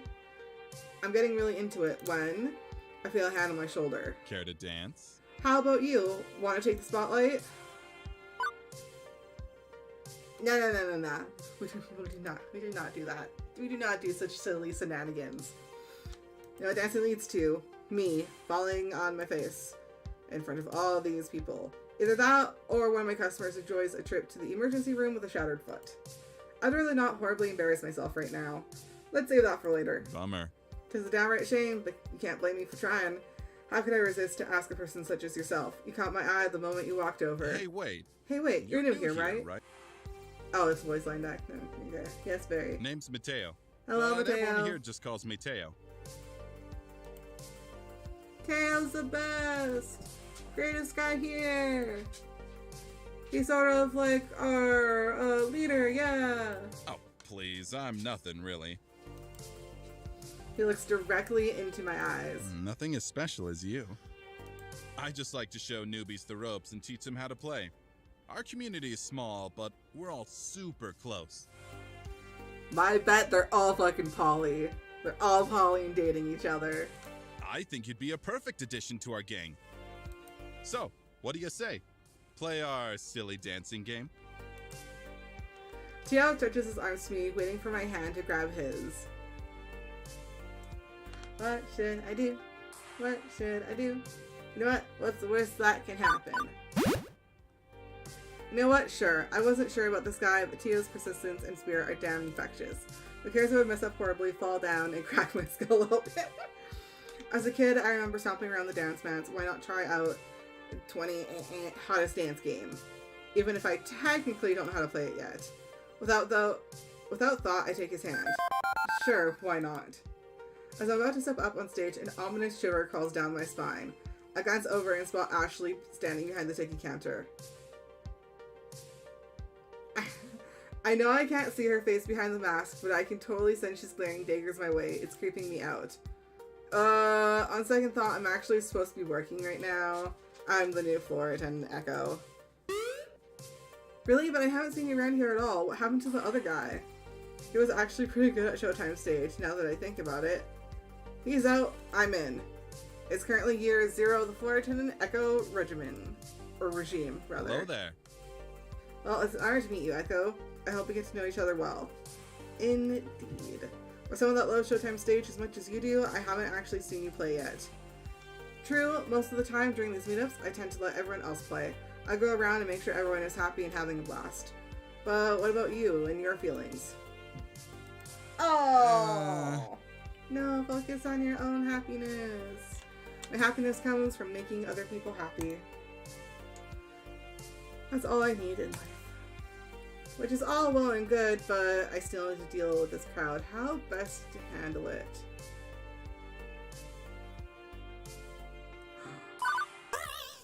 Good, we can start by getting to know workplace safety together. I hate to be the bearer of bad news, but you gotta break up the band. Unless you wanna film one of those retro 1960 Ant public service announcement video where someone loses his leg dancing off the stage and into the crowd. Well, Guess we're kind of overdoing it a little. Shaking hands with danger. Hey, when the heat is on, the lights are shining, these things happen. I'll take care of it. Luckily, the song that was being played just finished. Tio jumps on stage, cups his hands over his mouth. Hey, listen! We need to keep the area to the left of the stage clear. Hey now, you know the deal. We have to be cool about fire safety. It's Ekko's first day, so let's show them some respect. I see everyone turn around and glare at me. Great, now I'm going to be known as the party pooper.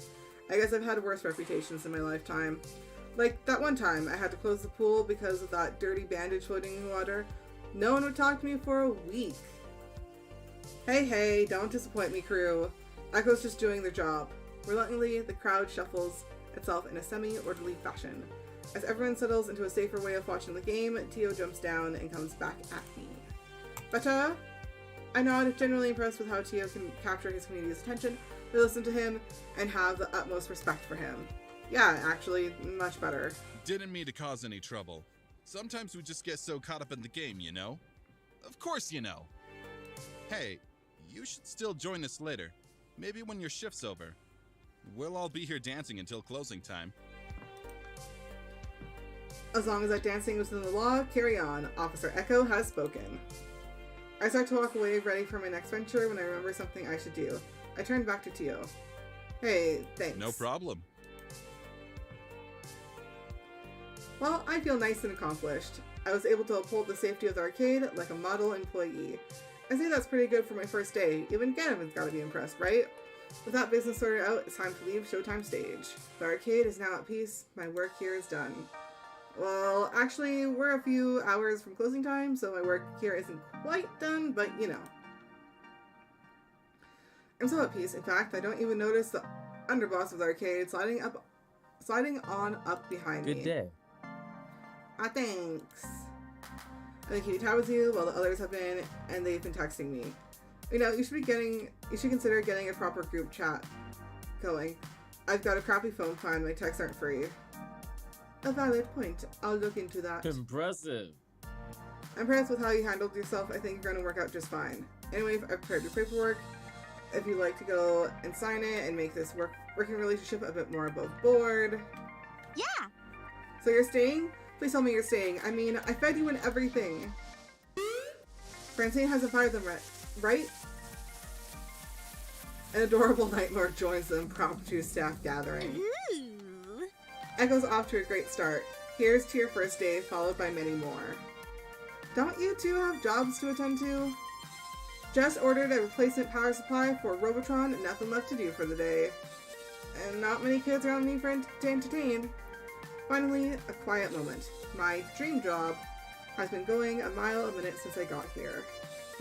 Is this my dream job? I told Francine I was looking for help.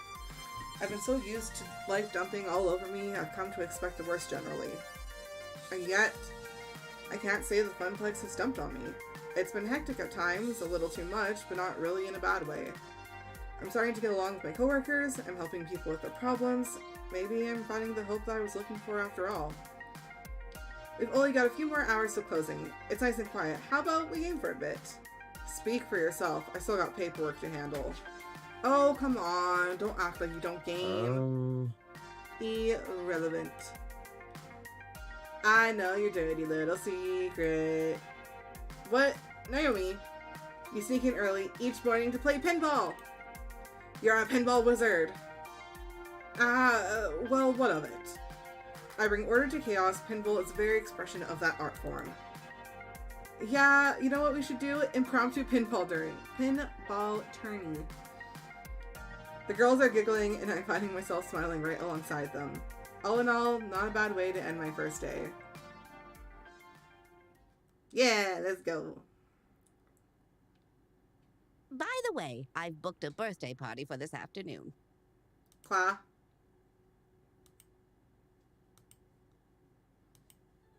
The looks of confusion and outright terror on their faces, all laughter dying off immediately, are vaguely concerning to me. Sorry, I meant to tell you, dears, but I plumb forgot. Birthday party? How old are the kids, may I ask? It's her 5th birthday. Oh, to be young again. 5-year-olds? Naomi starts pulling at her hair, eyes wide and trembling. Throwing ski balls overhand into the glass, jumping up and down on the pinball machines, putting chewing gum into the coin slots, pulling at my costume, tearing off pieces of it. Naomi, Ashley, keep it together. We've survived kids' birthday parties before. Doom! Doom! The end is nigh! Well, I'd hate to get in the way of all the fun. Yep, it's time for my afternoon nap anyway. Francine. Have fun, dears. Right, battle stations, everyone. I'll take the ticket desk so I can oversee operations. Ashley, greet the kids. Naomi, watch for hardware damage. Ekko, roaming duty. Look for trouble. Do what you can. Prepare yourselves. They are coming. Like an oncoming tidal wave, the rumble is felt before it is seen. Parents pulling into the parking lot, minivans disgorging kindergartners, and suddenly...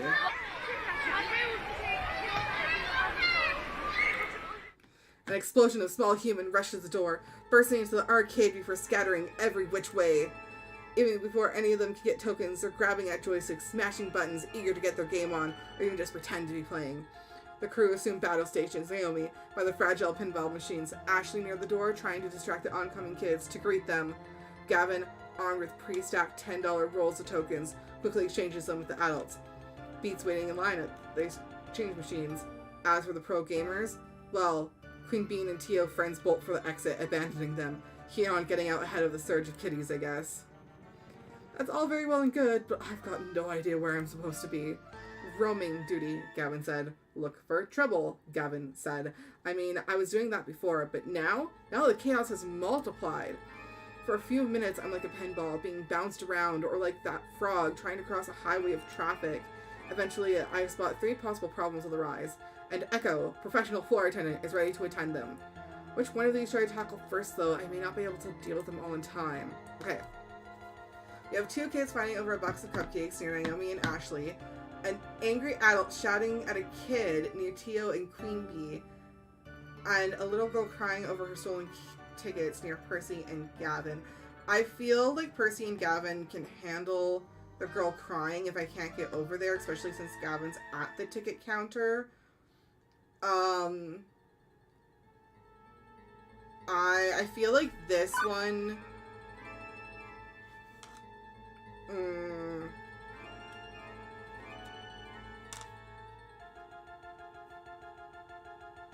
Like this one, like these both seem more urgent. Maybe this one, I don't want Ashley's, like, costume to get destroyed by cupcakes going all over it, which is what I fear if I don't do this one first. I can smell disaster on the wind, and it smells sweet. As in, I can smell the box of birthday cupcakes one of the parents left near the ticket desk, with kids swarming around it, scavenging for their favorite icing colors. At first, my inner child is merely offended that someone thought one of those icing blob cupcake cakes was superior to actual birthday cake. But there are clearly larger issues at stake than that. I want a chocolate! Don't take all the chocolate. I want 2 cupcakes. Give me 2 cupcakes. No fair. Everybody gets one, and mine's gotta be chocolate. Of course, the kid at the front grabs the last one. Finders keepers, losers weepers. Ha ha ha. The parents aren't paying attention. They're too busy complaining about their jobs and the weather and the PTA and stuff. Meaning that the first cupcake is thrown, nobody is there to stop it. Stop it, stop it! I want chocolate. As blobbly balls of icing a sponge cake of flying, I glance over at the coin op games, which are about to get caught in the crossfire. Naomi, who's busy trying to unjam a joystick, one of the kids waggled too hard, looks up to see the cupcake onslaught coming her way. As does Ashley, whose fuzzy costume is a nice and inviting target for the flying confectionery. Act fast. Oh no! No, I don't like this. I don't want her costume to get destroyed. Like... I think I'm gonna save Ashley's costume. As annoying as cupcakes on the machines are, it won't completely destroy them like cupcakes on the costume likely will.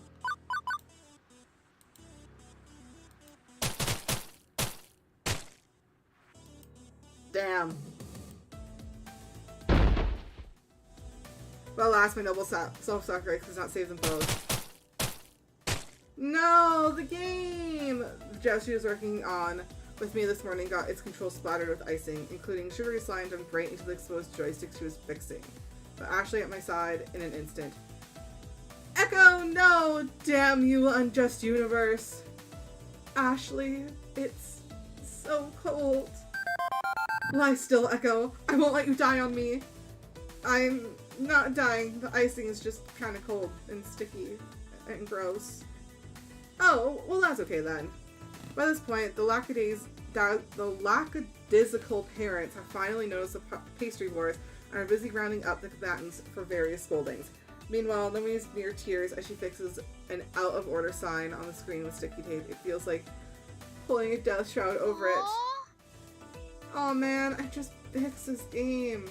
I've got icing in my hair and on my work apron and back to the workshop, I guess. When I want to unplug it back in like this, there might be an electrical short. Sorry, my body's not really wide enough to cover both of you properly. I don't think your job contract covers cupcake defense, so you did more than you had to. I don't blame you. Now, where's that dolly? 3 days the least I can do. I quickly help her move the game back to the back room. Then he follows to get cracking on repairs. Wow, they really got you good, didn't they? What if? Oh hey, I wonder if you have superpowers now. What? Well, most superheroes have some tragic accident in their backstory, one which gives them abilities beyond that of a mortal man. Let's see. Young Ekko Crow, a shiftless and directionless 20-something, cut down in their prime by a cupcake onslaught, wakes up the next day with the strength and speed of a cupcake. Wait, no, that doesn't work. No, instead, they can summon cupcakes to do their bidding. Together with an army of sugary delights, they fight crime. Coming this fall from Marvel Studios. What do you think?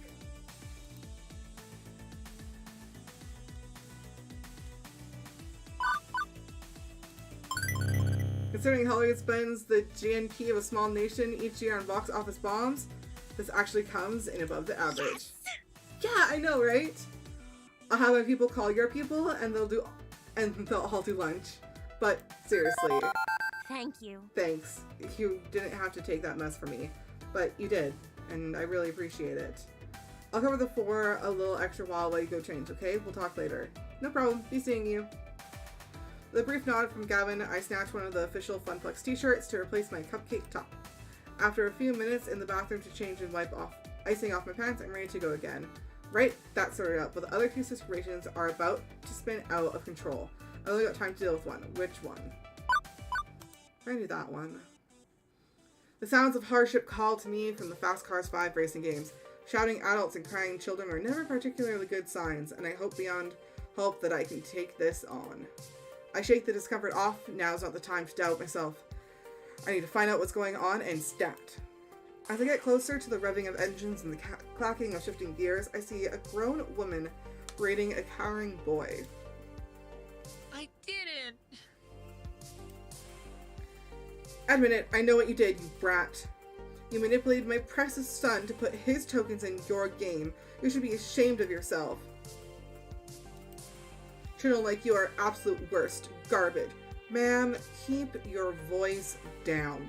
There's no need to shout at a child, no less. What's going on here? This jerk of a boy told my sweetest, beyond sweet Josh that he should put his own tokens into the racing machine so he could play it for free. Josh earned those tokens from his own allowance, and I won't let some devil child steal his money. Let's just take a moment to calm down, okay? Before I say anything else, I spot Queen Bee and Tio out the corner of my eye. Queen Bee looks infuriated, and Tio has his face buried in his hands. Actually, now that I someone think about it, they might have some insight. The racing games are right next to Showtime stage. Tio was probably had a good vantage point of the whole thing if he was dancing on stage.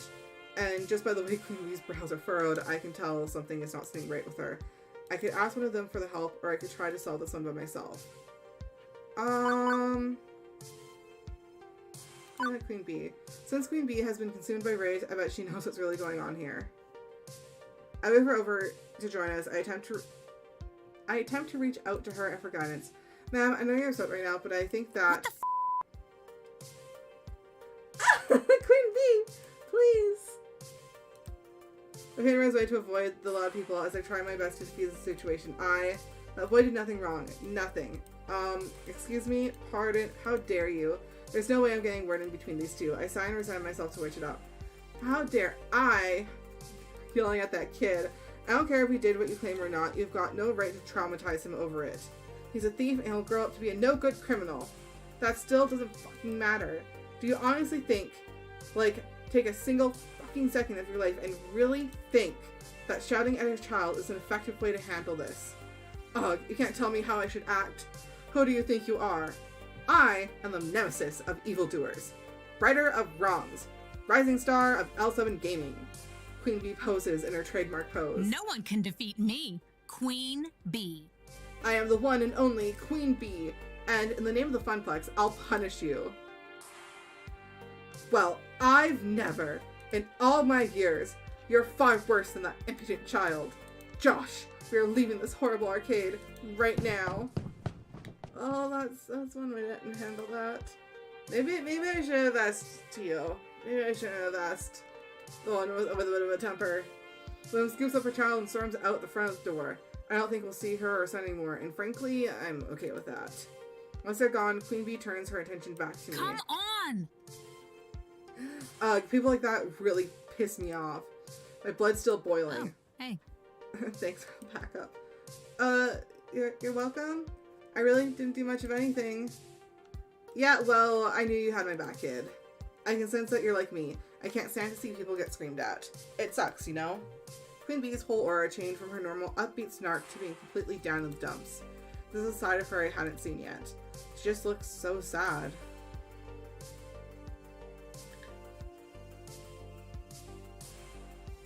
I feel like this is the best option. Which is not nice to intrude on other feelings, especially since we did just meet a few hours ago. She'll talk to me about things when she's ready. For now, I'll keep my lips mum. As for Queen Bee, she pauses for a second before her normal smile creeps back on her lips. Okay, show's over. You should go check on the boy. The boy! I totally forgot, you're right. I always am. Now, if you'll excuse me, I need to try to squeeze in a few more matches before quitting time. Later. I'm out, kid. Queen Bee takes one more moment to triangulate the safer path back to the Fist of Discomfort through a sea of children. After poking around a bit, I managed to find the kid, still shaken up from the horror deal. Hey, sorry about all that. Are you gonna be okay? Oh, he's so cute.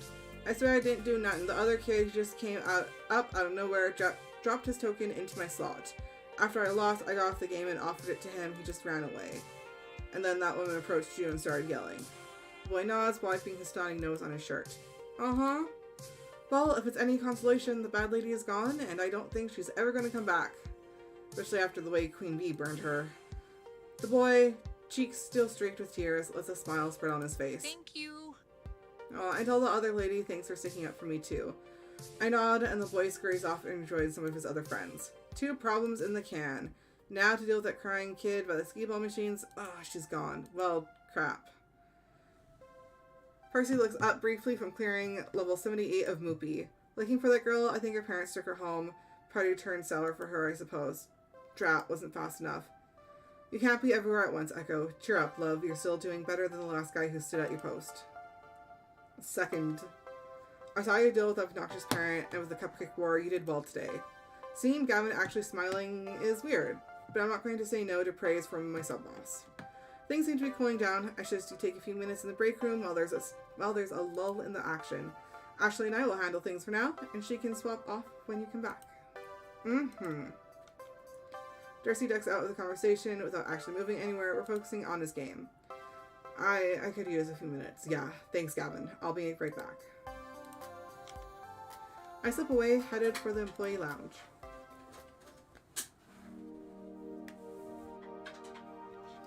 What a day. Quirky coworkers, die-hard pro gamers, volatile kids getting into volatile situations. I'd say it's a recipe for wackiness or some such cliche, but nothing's an easily dismissed cliche when it's happening to you directly. Frankly, I am exhausted. I drop down into one of the cheap folding metal chairs in the employee break room. Groaning and rolling my head back, I try and work the kinks out with my sore shoulders, and spot an upside-down kid. Huh? Oh wait, I'm the one leaning backwards. I sit up and turn around instead. Better. Wait, what's the kid doing back here? Hey, I think he was hoping I wouldn't notice him. Hi. Hi, and you are... Mikey. Okay, that's the start. Hi, Mikey. My name's Ekko, so what are you doing back here? This is an employees only area. Wait, there's a keypad. How do you get in? The guy at the desk dropped this. He holds out a piece of paper with a door code written on it. Huh. Score 1 for Ashley's wild storytelling being more fact than fiction. Okay, but you can't stay back here. It's, well, I don't see any knives or stabbing implements left out in the open, so I guess it's technically safe, but... Please don't send me back out there. Aww. Well, this is curious. I lean in so we can be on the same eye level. Something wrong? You can tell me. I work here. I'm the person who solves problems. No problems. Just don't want to go out there. Don't you want to play with your friends? He gives me the most cynical, bitter laugh I've ever heard out of a kindergartner. I don't got any friends. I don't know anybody here. My family just moved to the city, and before that we lived in another city. And one more for that, but I was too little to remember. Mom told me to come to the party anyway, and I didn't want to, but she took me anyway. And then she left because she's got to work. New kid in town, huh? Still, I should have busted him there and then, brought him back out to the party where the other parents could supervise him. I should have told Gavin. I should have enforced the rules of the arcade. Okay, kid. I won't tell on you. If you want to stay back here for the rest of the party, I'll keep you company. Thanks. You really won't tell my mom? Nope. Why? I thought you wanted to make me go. You're an adult, like Mom. Hey, I wasn't always an adult. I was a kid once. The new kid in town, in fact. You were the new kid? Yeah, although for me, that started happening back when I was 10. Again and again, moving from town to town, school to school, never really making any friends. Not for years. Mom and Dad kept losing jobs and taking new ones. Worse ones. They'd be working all day long, too tired when they came home to do much of anything. After years and years of this, I stopped hoping things would get better. I decided I'd just take what I could get. I'd go with the flow. What does that mean? It means you don't care. Some things are good, some things are bad, but you don't care. You just do what you have to. Without really being sad over it. But that sounds so sad. You weren't sad? It's sad to never care about anything, right? I guess I was sad. I just told myself I wasn't going to be sad, even though I really was. And then I bite my tongue. Hard. Because my little involuntary trip down memory lane was not helping this kid out. Wouldn't have helped little Ekko out, even if an adult did this for me. So instead, I decided to be the adult that little Ekko would have needed.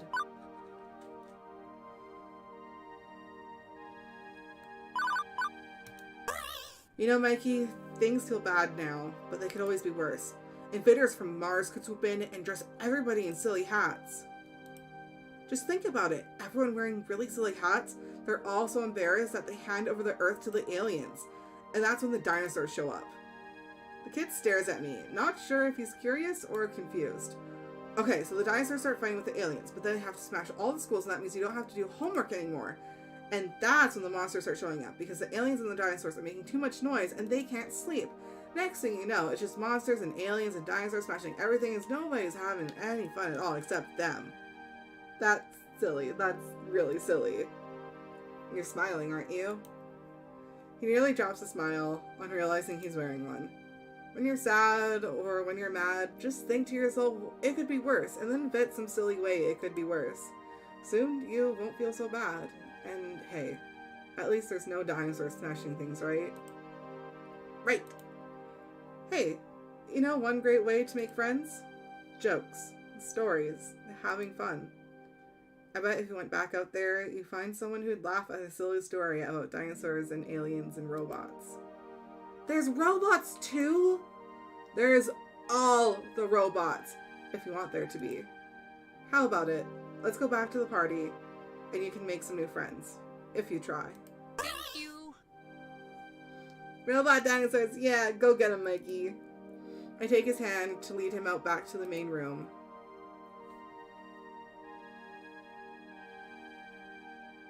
And off he goes. I'm not fooling myself. I know I haven't fixed all Mikey's problems. I'm no child psychologist. That was entirely me flying by the seat of my pants.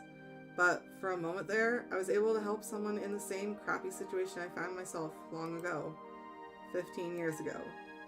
Everything changed. No more family vacations, no more arcade visits. We couldn't afford them. And they couldn't take time off work. The whole Crow family had to learn to settle. To accept the lot in life we'd been dealt, to simply go with the flow, never hoping, never wanting. Juniper did her best to pull me out of that mire. I'd only known her for a few years, one of the few stable times in my life, but she knew the edge I'd been pushed to. Now, here I am. Today has been, well, bonkers, alternatively boring and hectic, surreal and way too real. But I can honestly say I'm more alive today than I have been in a very, very long time. Boop boop. Beep beep echo. Huh? My emotional voice analysis subroutines combined with your body language says you're very happy right now. Yeah, I guess I am. How did you know? I just told you, silly. I mean, how did you know I'd love this job so much? Oh, I know. What do you mean you didn't? What you mean you didn't? I lied. I was 47% sure. What? Oh, it has elements that seem to click with your optimal social requirements. A fun atmosphere, spirited coworkers, helping people out, and so on. Also, I cross-reference your roommate's postings talking about how much you enjoyed arcade visits when you were a kid. Still, 47%. 99.97%. Sure that if I said I was 99.97% sure, you'd be willing to give it a try. Another thing to thank Juniper for, I guess. You're a very weird little app, you know. Hooray!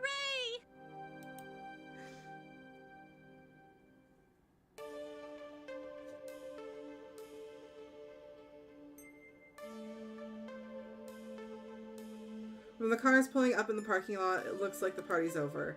It's just about closing time for the arcade anyway. Most of the gamers have filed out by now if they hadn't already fled with the tidal wave of kitties.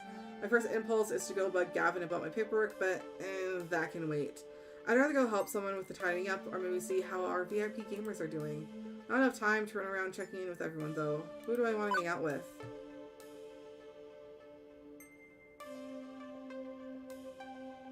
Oh, I'm maybe gonna help. I'm gonna help Naomi. Naomi definitely looks like she could use a hand. Someone's jammed bright pink bubblegum into a coin slot and she's trying to clear the sticky mess out. How could they? How could you do that? Poor innocent little Hubert. Hey, need a hand? Oh, thank goodness. Yeah, work on the second player slot for me. I've got swabs and stuff in my kit here. Grab what you need. So frustrating. Honestly, the nerve of those kids. No respect at all for these games. Games aren't like chew-proof machine washable baby toys. They're delicate and deserve love and care. But they are toys, right? Well, yeah, I mean, of course, just, they're also works of art. I know not everyone sees it that way. Back in the 80s, operators would just throw away games that didn't perform well anymore. In the end, an arcade has to make money. That means using and abusing a game until it's time to put it out to pasture. But I don't have to like it, right? Of course not. You love these games. You shouldn't just let them be abused, even if they do have to make money. Next time you see some kid smacking a game around, surfing gum to the salt or whatever, you let me know. I'll deal with them. Thanks, Ekko. It's good to know someone's got my back. Still, I need to be realistic, right? I know this isn't a museum. We aren't preserving priceless treasures for generations to come.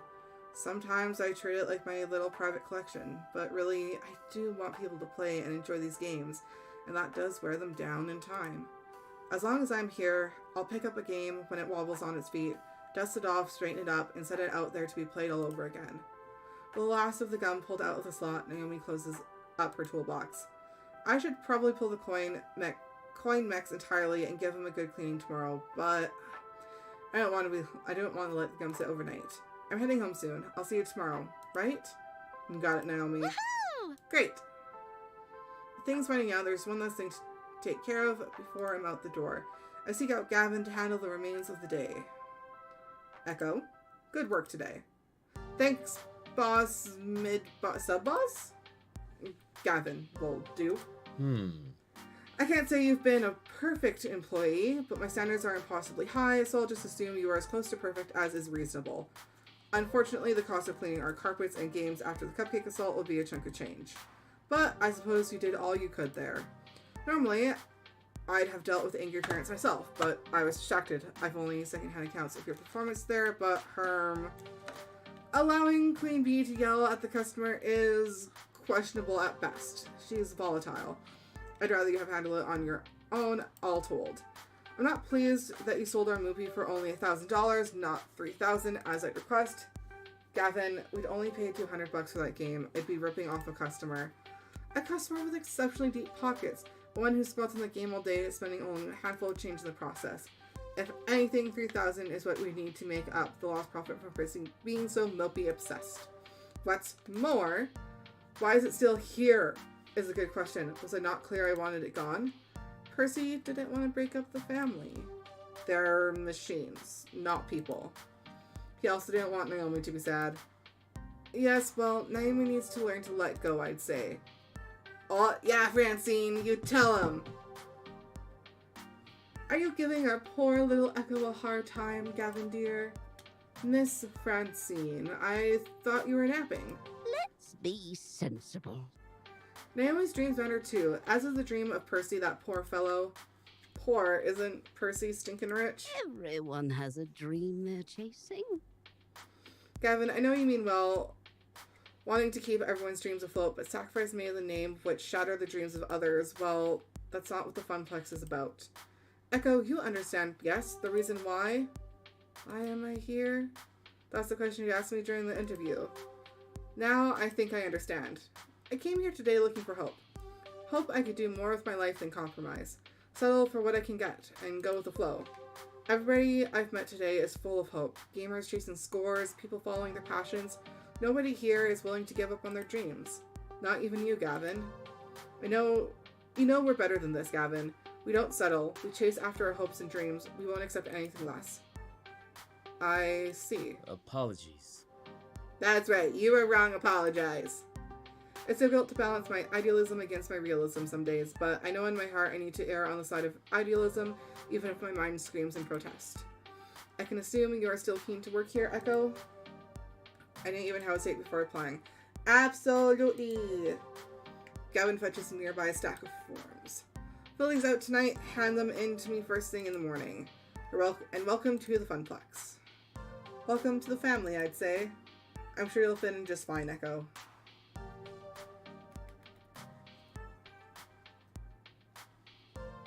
One bus ride later, it's home again, home again. Juniper, already home from work, bounds over eagerly to interrogate me on my day. Hey, hey! So, how'd it go? It went well. Well, or well. Really well. Your little app came through, despite being terrifyingly omniscient and just a little bit unnerving. You forgot to mention adorable. That's wonderful. I'm so glad to hear things worked out, and you even came home with a smile like when you were a lifeguard. Huh, I guess I am smiling. Interesting. By the way, there's just one teensy-weensy little question I have for you. Uh-huh.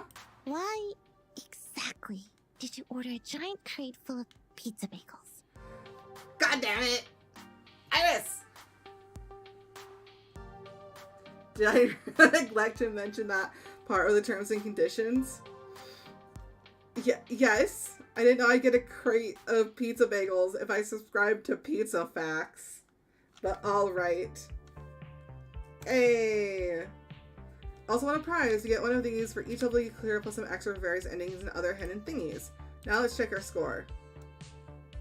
Oh Jesus, I have like maxed out the relationship with Ashley. Man, I'm doing overall, I feel like I'm doing pretty good.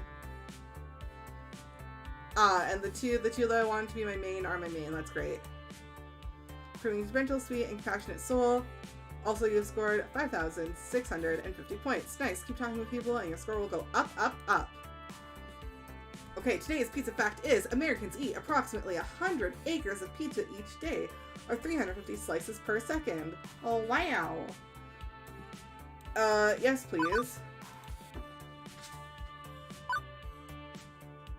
Apparently, I played the game very briefly 3 years ago. We're just gonna overwrite that.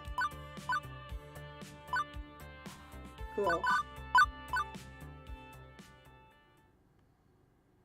I don't remember ever playing this game.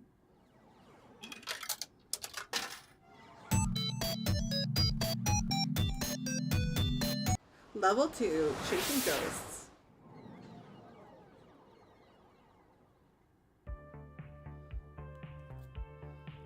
It is the future, year 20, and you know what? Things are pretty okay. I worked as a floor attendant at the Funplex for 2 weeks now. Hard work to be sure, but rewarding. In a spiritual sense, at least. I've helped Naomi repair pinball games, I've had tea with Francine, while she reminisces about the far-out 1960s. I've evacuated gamers when the kitchen accidentally caught on fire. I've had numerous kids puking up nachos on my clothes. I've scraped gum off any number of surfaces. I've chased what turned out to be entirely too many spiders out of a single skee-ball machine. Okay, look, I know I'm not painting this as a very rosy picture so far, but honestly, I'm happy. I'm happy even amidst the chaos and the grossness. I'm happy, and that's what matters, right? Great, you're happy! This is the best I've seen you in ages, Ekko. Before you'd come home all drained and exhausted. Now, well, you're still tired, but a good tired. My roommate Juniper, she's taken to stopping by during her lunch break, whenever she could get away from her office cubicle long enough to do so. It's still hard work, don't get me wrong, but overall, it's good work. I just feel good. Totally good and stuff. Yes! Agreed, super good, double plus good. Iris, we've talked about you listening in on my conversations. What did I tell you about that? To pretend I wasn't eavesdropping even when I am? Exactly. You know, I'd be more upset about my creepy privacy invading digital overmistress, but I have to admit that Iris really pulled through for me. Even if she also ordered a 3-month supply of pizza bagels on my behalf. When you have pizza on a bagel. So, Juniper, how long do you have left on your break? Any time to squeeze in some pinball or something? I can spot you tokens. No, can do. Our new assistant synergy manager arranged a team building exercise. I have to, like, move colored bits of paper around or something and then exchange high fives. Assistant synergy manager? That sounds like a very vague job. It's actually entry level, good pay, and right on track to middle management. Pretty cushy, if a bit dull. Funny thing is they asked me if I knew anybody who'd fit in before they started advertising for candidates, and I said, nope, who'd want to do that? When was this exactly? Oh, 2 weeks ago. So, 2 weeks ago. Right when I needed to find work. You told them you didn't know any good candidates for a well-paying, entry-level job. Oh, well, but You wouldn't have liked being an assistant synergy manager, right? Not one bit. Juniper, please tell me you told them no because I'd already taken this job by that point, not because you forgot. Hey, I didn't forget. I just, didn't bother telling you about the open position that night. I mean, you'd already had so many jobs you hated. I knew you'd hate being an assistant synergy manager, so I didn't feel the need to tell you. And it all worked out, right? You just spent the last 5 minutes telling me how happy you are here. Not a lie, I was happy here indeed. Also not a lie, having packed pizza bagels for lunch after having pizza bagels for breakfast because we barely had enough money to cover rent this week, pulled together. Also not a lie, Gavin constantly hiding the numbers from us, insisting things are fine, all while dryly joking about perpetually being on the edge of crash and burn. Also not a lie, that every time someone in my family tried to chase after happiness instead of stability, we fell deeper and deeper into debt and misery. Ekko, say something, you're scaring me.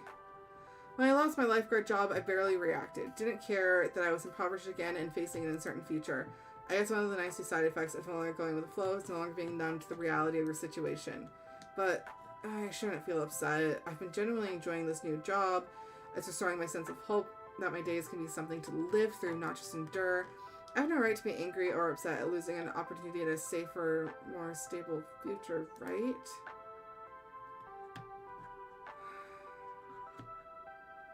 We're going to go with the honest truth. We're not going to lie, and we're not going to be a dick. I decided I was done compromising, right? Done with settling, going with the flow. I'm going to be the one to break the family curse. I chose this path of my own free will, even if I didn't have all the facts at the time. If I'm going to be honest, boundless confidence doesn't cover the simple fact that I chose to be vulnerable rather than safe. If the arcade closes, if everything else goes wrong, still, no need to dump all that on Juniper. It's okay, Juniper. You were right. I'd have hated that job, and things are great here. Oh, good.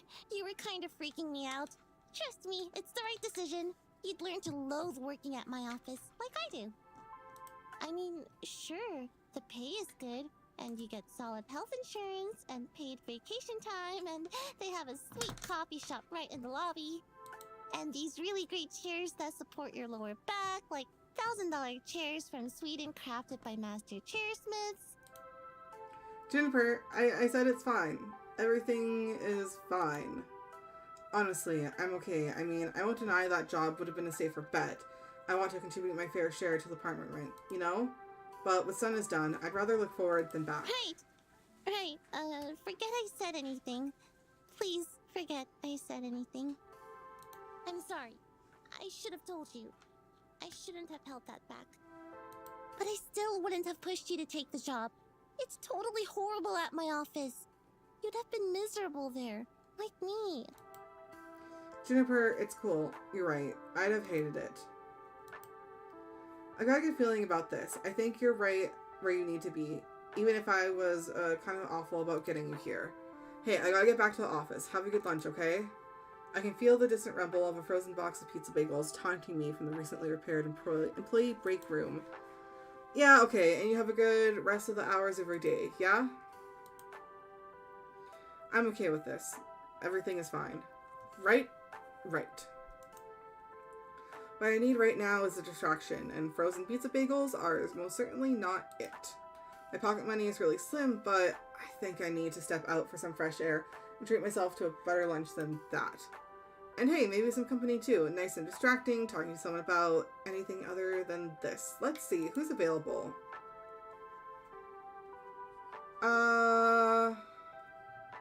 Tio. As he finishes the last beat of the song, I see Tio spin and jump off of the Showtime stage platform. He doesn't even look back to see that he's absolutely nailed it. It looks like most of the crew isn't around today, which is strange. I wonder if they all went out to lunch together. Speaking of which, Floor Attendant Ekko needs food badly. Maybe Tio would be interested in lunching with me. It's not every day I catch him sans crew. Before I can even say anything, he's locked eyes with me already and is jogging over my way. Ekko, how goes? Floor Attendant Ekko is about to die. You're doing alright? You sound hungry. Are you going to make it? Yeah.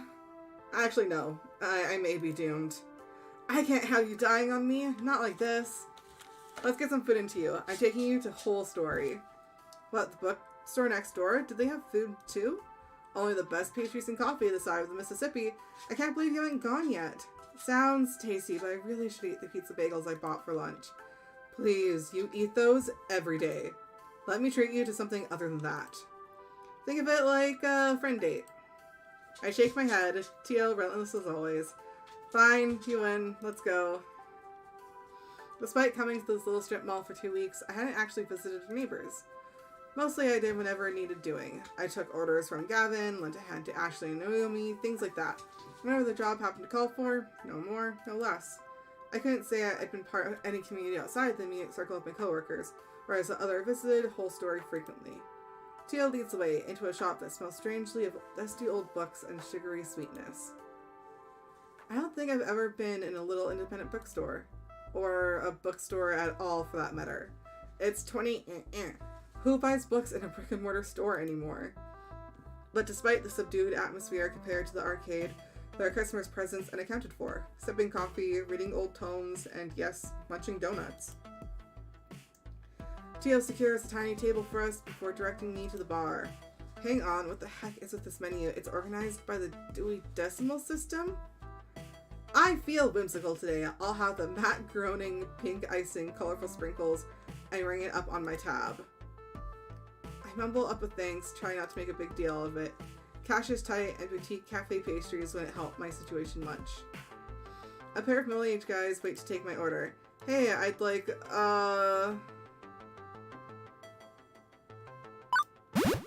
Hey, what's good? What's your favorite order from the menu? One Terry Pratchett coming up. A jam pastry with Clatchy and coffee. Ooh. A second fellow puts together my order and also drops a small paperback novel onto the tray featuring a mini-legged wooden travel trunk on the cover. Huh. A literally literary lunch. With alliteration, apparently. Say, you work at the Funplex, don't you? Right. We've seen you walk past our doors every morning and evening. Like clockwork, tick-tock. Right. Sorry. I should have introduced myself. Floor Attendant Ekko Crow at your service. I'm your inside person for tokens and tickets. Oh, we are lousy at video games. Totally lousy. But Francine's just a peach, isn't she? Sweetest dame you'll ever meet. Regardless, welcome to The Whole Story. I'm Ben. I'm Matt. No relation to the actors. Although they're cuties, and so are we. Oh, stop. Stop being cute? Never. Oh, they're adorable. Apparently the sugar is available in forms other than round and holy. Anyway, don't let us stop you from having fun on your little date. Wouldn't dream of it. It's not a date. Just friends, then? Friendly friends on a play date? Maybe the real date was the friends we made along the way. I'd say the real friends were the friends we made along the way. What if the way was also the real friends who were the real friends we made along the way? Okay, now you're just being silly. And how? Anyway. Oh, Abby, shush. The saga of things still not being done continues. It's okay, Pups. Yeah, you're okay.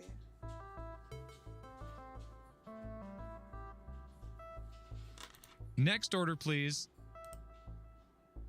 The pair waves the next customer in as I return to Tio's table, with our orders on a nicely decorated wooden tray. Nice choice there. That's my second favorite. Gotta admit, it looks delicious. So, no regulars from your crew here today? Today is our monthly break day. I mean, folks come and go as schedules permit. Can't expect them to dance 8 hours a day, 7 days a week, but this is different. I make sure that every month we all take a full break from each other to clear our heads, not dance, and just recharge. No arcade, no game, no smooth moves, just a moment to reflect and enjoy all the good things in life. Wow, that's actually a great idea. Too much of the same old stuff really dulls the mind. And it keeps attendance up for all other events. Less chance of a burnout that way. But you still showed up today to dance. Tio looks away for a moment, guilty as charged. Why? When is your break? Tio waves his hands, scoffing at the very idea of it. Simply put, I don't require a break. Seriously? Everyone, the road to hell was paved with great intentions, Tio. Everyone, including you, deserves a break every once in a while. Believe me, I would love to take a break, but I can't, truly. Oh, break day doesn't apply to me. I need to continue to work hard. You know, I built up this community from when it was nothing. I remember when it was just me and a few other players. And now look at it. We're not just a local crew. We're one of the biggest dancing game groups in the nation. We got it all. A social media feed, satellite groups, online vids to tutor the hopeful newcomers. You're only seeing the tip of this crazy iceberg. All of that depends on me. I gotta hustle. I can't let them down. I won't let them down. If this all fell apart, it would crush them. So if I stop, even for just a moment, I mean, who will be there to take over? Your friends, Tio. Me. Ashley. Naomi. And yes, even Gavin. Huh? You'd take over my dance crew? No. I mean, look. I mean, we want to support you. You're one of the Funplex. You're part of the Funplex. You're not alone. For the first time, Tio, who always has a wisecrack or a smooth saying, is silenced by my words. Please, never forget that. He lets a smile gently turn his lips. I know it's hard to trust others sometimes. Just recently, I had to deal with some trust issues. Really recently. Like, this morning recently. And it's not fun. I get that. But you do so much for others. It's okay to let them do things for you, too. You know, you're a true friend. Here I was supposed to take you out and hear about your life, and instead, we just talked about me the whole time. Man, I am the worst.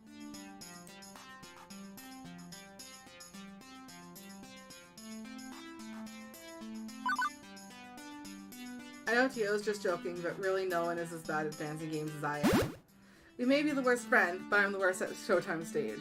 So, we're even. Oh, I wasn't going to say it, but you took the words right out of my mouth. Tio chuckles as he goes back to his normal self. I mean it. You really are a great friend, and I'm impressed with your passion right now. Not many floor attendants would do that for their customers, but that's the Funplex for you, isn't it? I'm more than a neatly stacked pile of quarters in your eyes. We all are. Until Gavin tells me to stop fraternizing with the neatly stacked piles of quarters, I'm good with treating you all like human beings. Ekko, you inspire me.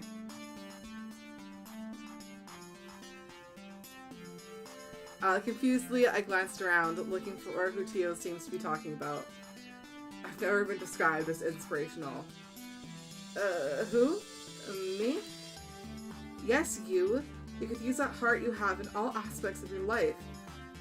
It'd at least make my world a bit brighter. Beep beep. Iris, shush! Looks like it's time to get back on the stage. And back to work. Are you sure you wouldn't rather dance with me? You still haven't tried out Showtime stage yet. Rain check, Dio. Rain check. We can't use that excuse forever, my friend. Check with me again next time it's raining. That's the opposite of what a rain check means. Before we go, can I ask you something? Shoot. You're a really hard worker and all. But don't you get bored running through the same routine day in, day out? Even I switch up the playlist now and then. Oh, what do you mean? Well, I mean, are you happy with what you're doing? Is there anything you can add to your life, your job, that would make it more meaningful? Like, for me, when I first started dancing, I made a promise to myself. If I was ever in the position to build a community around Showtime stage, I'd give everything to make that dream happen. Sounds ambitious. You know it. I've got ambition oozing out of every orifice of my body. TMI. So what do you strive for? What do you want to accomplish?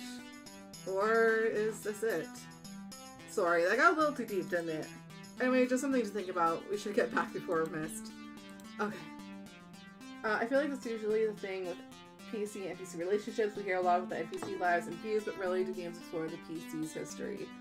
That's like one of the things I've noticed so far is we've gotten glimpses of the PC, who is the PC as a person, learned that have moved around a lot, starting majorly at 10 years old, has grown up in extreme poverty, believes that the family is cursed, and has some like trauma related to poverty and living in poverty for extended periods of time.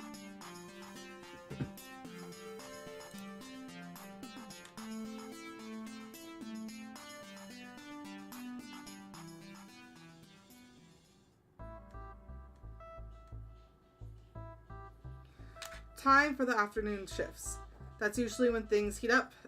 After the quiet mornings, more kids coming in after school, more programmers rolling in with the crews. I'm headed back to my desk, ready to take care of what needs taken care of, but I'm intercepted en route. Ekko, Ashley, you're both back. Good. I was hoping to catch you before we left. Oh, what's up? Hamza's up. Okay. He is? Huh. Okay. Actually, I'll bring the van around shortly. Ekko, you'll be flying solo today. Hang on. What's happening? Who's Hamza? Hamza's a game finder and auctioneer, and gives next to no notice of when a new block of games will be going under the gavel, so we need to move. Ashley, Naomi, Francine, and I will be going to his auction and for the rest of the afternoon while you run the Funplex. My first instinct is to nod and go along with it. Gavin's law around these parts, but Teal words are still dangling in my mind. Doing what needs to do is great and all, but maybe I need to step up a bit more. Plus, the idea of being trapped in here during our heaviest hours with no support was hardly appealing.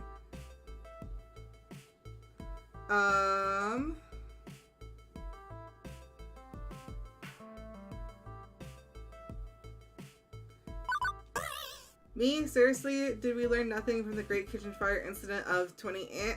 The Ekko exudes an aura of perpetual bad luck? That cruddy old microwave exploding had nothing to do with your pizza rolls. Pizza? Bagels! Whatever. Hey, hang on. Are you saying this too, right? As a fellow floor attendant? I feel like such a third wheel at those auctions anyway. Let Ekko be the third wheel and let me handle the floor. I'll be the finest third wheel you've ever met. Trust me. I want to do more than I've been doing. Different things, new things, show some initiative. Like, I suppose it wouldn't change much to bring Ekko instead, but no costume time today, Ashley. I need non-push fingers on duty in case of ticket jams. Pinky can stay in storage for the afternoon. I'm just happy to be helping folks out, one way or another. I need to get to the van. Wait out front, please. We'll probably be closed by the time you get back, so see you in the morning, Floor Attendant Ashley. Away! I guess I should have specified that I was talking about RPGs. If it was a silent player, is the one asking questions and directing conversations. Yeah.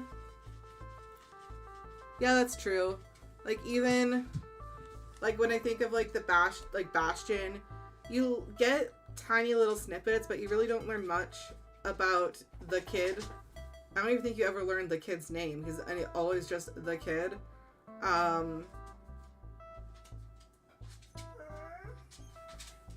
Yeah. Yeah, we really, like, games don't explore backstories, I feel like, nearly as much. Huh. More backstories. More backstories for our PCs, please. Alright, Gavin pulls his van and rental trailer around. Oh my, how exciting. I really go on adventures these days. It's just a quick trip, ma'am. Any trip is an adventure if you make it one. Shall we? The four of us pile in and it's off to the highway. Oh, puppies, you're fine. Gavin, consulting a driving map on his phone, leads us out to the city via a series of weird turns and back roads. Trust me, this will save time. This looks like the fucking... It's giving me Mystery Machine vibes. Big Mystery Machine vibes. Where is Hamza set up this time? On site at some abandoned estate just outside town. It's about to be torn down, but they found a trove of arcade games in the basement. Woohoo! So exciting! I love arcade raids! Arcade auctions. Great. Auctions. You guys got an arcade to English dictionary I could borrow? Francine, without looking up for knitting answers, a raid is when a bunch of collectors get together and rescue games before they can be junked by their original owner. An auction is someone sells off their arcade games one at a time to a crowd of active bidders. So, which is this, a raid or an auction? It's both, dearie. Hamza, that sweet boy, buys up private collections before they can be thrown away. He rescues them from that terrible fate and then auctions off to finds. Sort of. Okay, now I'm fuzzy on the sort of part. I am the newbie here, remember? Well, okay, so Hamza obviously auctions off games for cash money, but he's a very whimsical kind of guy. Once I saw him trade off a vintage Burger Time in exchange for someone's super secret chili recipe passed down through generations of family. In other words, he's just on the edge of being a loon. This would be a lot simpler if it was just a raid. We pay up front, we declare what games we want, and cart them away. Instead, he ambushes us with these impromptu auctions and makes us come down there to entertain his whims. Wonderful. I think it's sweet. He wants to make sure the games go to good homes, to people who really want them, even if they can't pay. And really, we should be honored we got an invitation. He's trying to cut out the big franchise arcades like Deckle's Place and help the little guys like us. It's inefficient and relies entirely on keeping on Hamas's good side. Huh.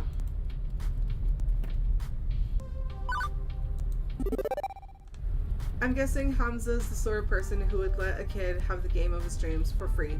He doesn't care about money. He cares about people. Am I right? Correctamundo. Hamza's a great guy. Is he hard to predict? Sure, but he's got a big heart, and that means something in this business. Not enough big hearts left some days. Yes, because that's how you pay the bills and keep the doors open, by having a big heart.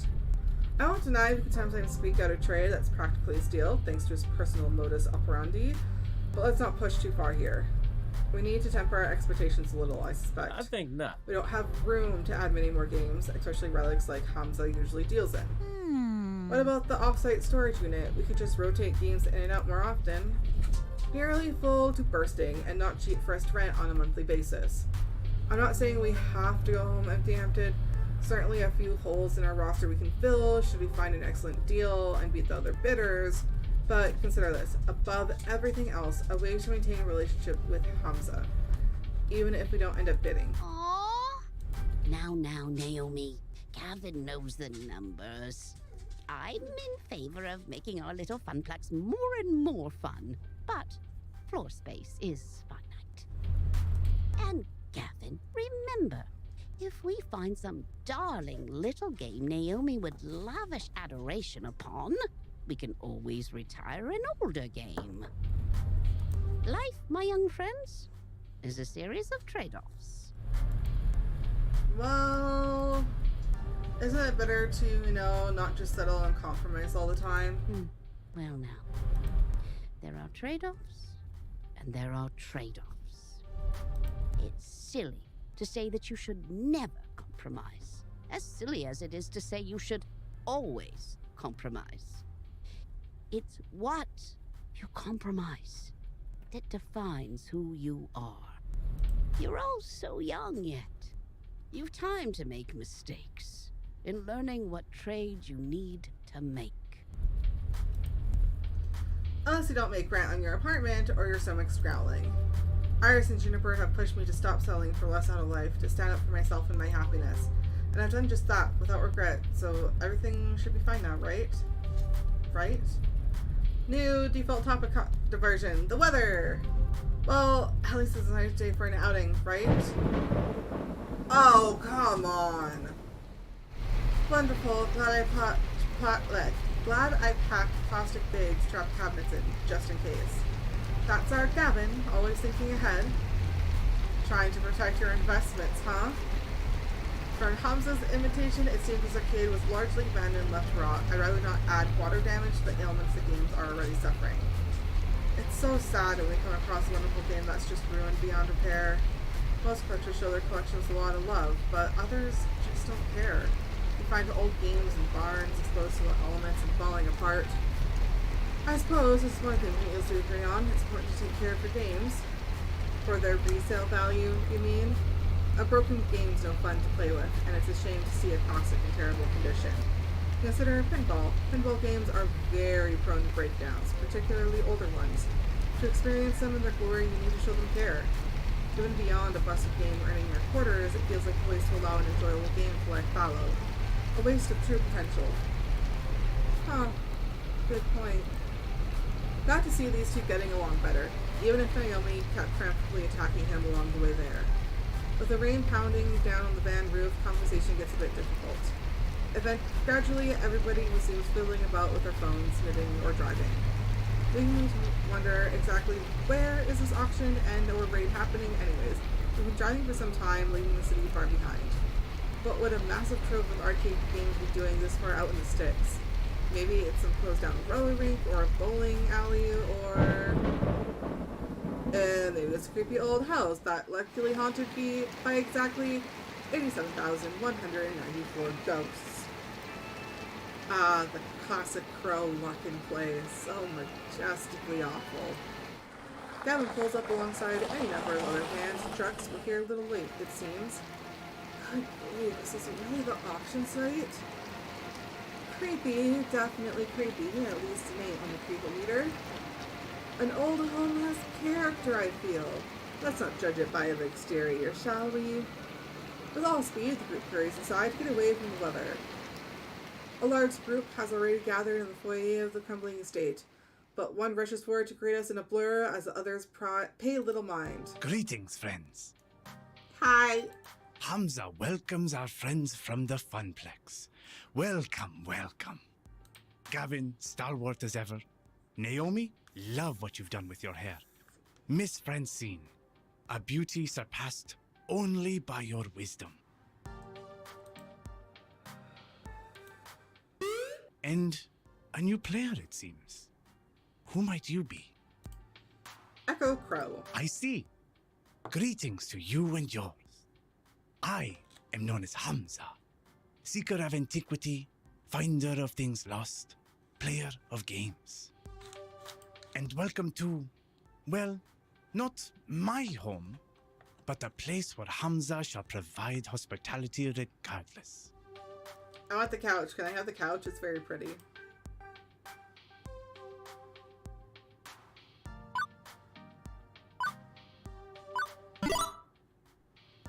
Thank you for your invitation, Mr. Hamza. I understand you only invite a select few. The Funplex is proud to accept your summoning.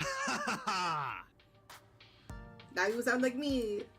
Indeed, I am very careful who I allow into my events. These machines deserve owners who will respect and appreciate them. Hamza will accept nothing less. Alas, I am not a moment to enjoy your fine company, Ekko Crow. Perhaps later, but for now, it is time. Clapping twice for attention, Hamza rallies a small crowd in the room to begin the proceedings. Friends, companions, longtime allies of the noble art of the arcade, welcome, welcome to Donnawood. Its story begins nearly 30 years ago, when legendary pop musician Donna Michaels, singer of such hits as Thrilling and Mama Don't Mope, did a stately pleasure dome decree. Here, the reclusive idol crafted a private amusement park, a petting zoo, and an arcade. Alas, she could only enjoy this paradise for a short 10 years before her tragic death. Needless to say, the estate has fallen on hard times ever since, and this year it shall be torn down to make way for condominiums. Man!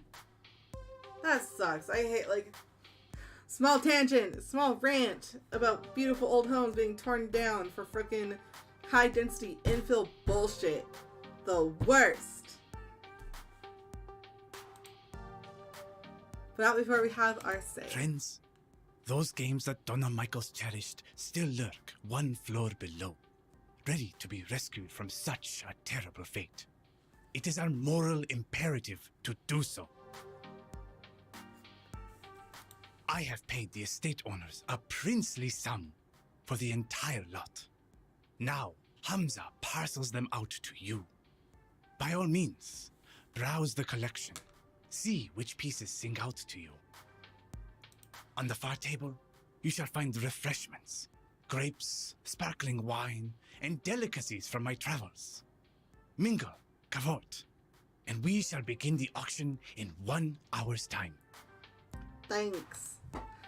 Yeah, stereotypical mini is so much, and that was also my thought when he popped on screen. I was like, ah! Cool. Indeed, a lavishly arranged table that probably costs more than any single arcade game put together is descended upon by the invitees soon after. I feel like I'm attending some ancient Roman celebration of debauchery and gluttony, not an arcade raid or an arcade auction or whatever. Donna Michaels? I knew it. I should have recognized Donnawood when we pulled in, but it was raining too hard. It Who? You've never heard of Donna Michaels? She was the hottest musical act of 1980. Naomi, I was born in 1998. I'm totally plugging my phone into the van stereo so we can blast Girls Just Want to Play Games all the way home. But first, I'm gonna go check out the cabinets in her arcade. I'm not really into mingling. Later! She dashes off with all speed, heading for the stairs leading below. Suppose I should go network a bit. Hamza's events always draw an interesting crowd of rival arcade owners. Heading for the foodstuffs, Gavin arranges himself a plate, so he has an excuse to hang around and eavesdrop on the other collectors, leaving me to, do stuff. Now I see why Ashley was bored at these events. Gavin smoozes, Naomi analyzes fine, and Francie's already napping in a chair. I've got nothing to do. Well, when in doubt, find someone who knows what they're doing and stick to them like glue. Browse the games. I'm not really interested in the arcade version of Game of Thrones going up on here. So Gavin can handle these guys. Me, I want to see this legendary arcade Hamza was talking up. So, I head downstairs to join Naomi. Whoa. Is this a private collection or a full-fledged arcade? I was expecting a handful of games and a pool table or something, but this? This is easily 3 times larger than the Funplex itself. Even coated in dust and disrepair, it's awe-inspiring. And it's also hard to find anyone in this maze of tightly packed games. MIDs are browsing the available stock to decide what's worth bidding on, making it crowded as well. But eventually I locate Naomi, practically cuddling a narrow-looking TMNT machine. Ooh, Ekko, look, it's a 2-player variant of TMNT. These were only released in the Oceania region, such a rare find. Wait, wasn't that game originally 4-player? Why would anyone want a version with only 2 joysticks? Well, because I mean, it's rare, it's a find. And it's less fun. Not the point. Anyway, it's hard to find one of these, 2-player or 4-player. I'd love to have it for the arcade. I'd like to have that, and this one, and if only I could take all these home with me. I mean, some have water damage, others likely have busted CRTs and controls, they all need work, but I recall the game she was working on when I first met her. Extensive repairs needed just to make it playable. So not only would you have to bid and win the game, but you have hours of work and plenty of spare parts to purchase ahead of you. I know, isn't it great? Okay, is there a nice way to say this?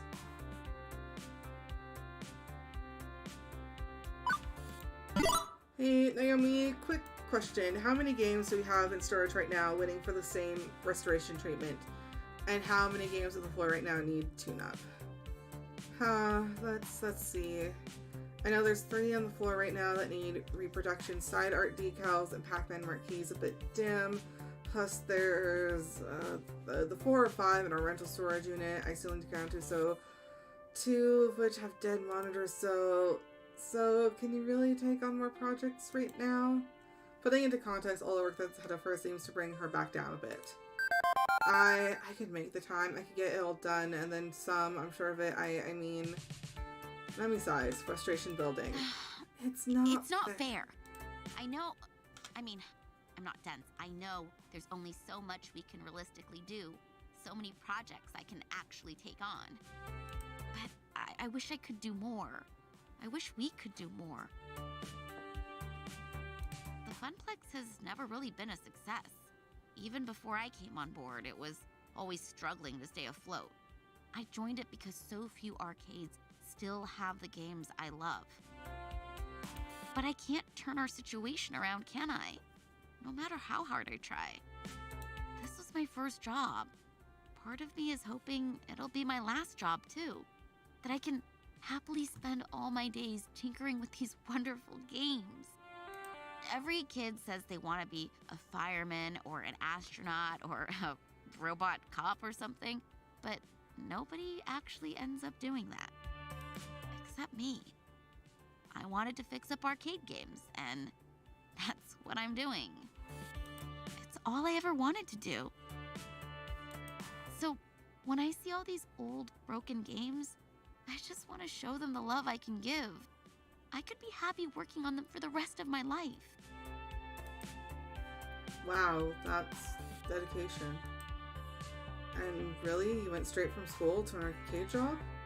I mean, I've meandered from job to job, never really sure what I wanted. That's normal, right? Yeah. Oh, definitely. I'm the oddball here. It's funny, I followed my heart and found just what I wanted, what I needed, and now, well, now I'm scared someday it'll all come to an end. The Funplex will close. And if the Funplex goes under, I really don't know what I'm gonna do. All I ever wanted was to work in an arcade. And I'm literally living my dream.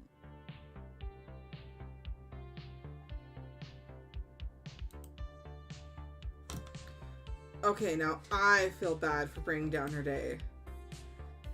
Hey look, you never know, right? Maybe we'll get lucky. Maybe we'll find a game down here that brings in thundering herds of players. Right.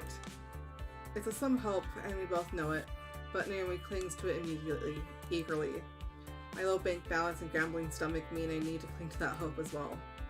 I made my choice. Now I need to make that choice work. We just need to find the right game, something nobody played in a long time, something that'll tell you the nostalgia strings.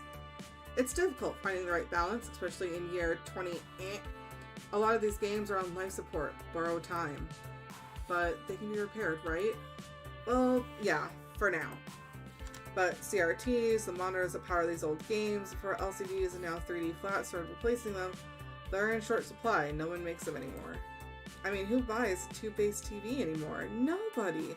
It's all high definition, that weird 3D projection tech which look awful. Nobody appreciates a good CRT anymore. Aren't high-def displays way cheaper though? I've seen some old games running them in other arcades. They're wrong is what they are! These games weren't designed for pixel-perfect flat panels, they're designed for fuzzy tubes. The picture looks weird on the LCD. Even 2 weeks in, I'm still fuzzy myself on a lot of this stuff. But I grew up in the internet age. I'm silicon literate. I got opinions.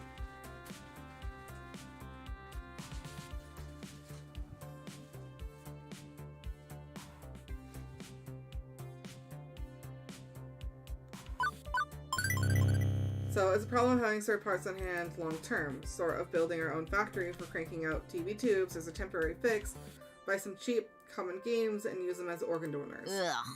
And ruin a classic? Cheap and common Naomi, not some rare find, but one that's still readily available. We can even keep the cabinet itself so it can be restored later if need be. Point is, mixing and matching with guts will keep more fragile games afloat. Makes sense. Well, I mean, yeah, okay, that does make sense. And I bet I could sell Gavin on my idea too.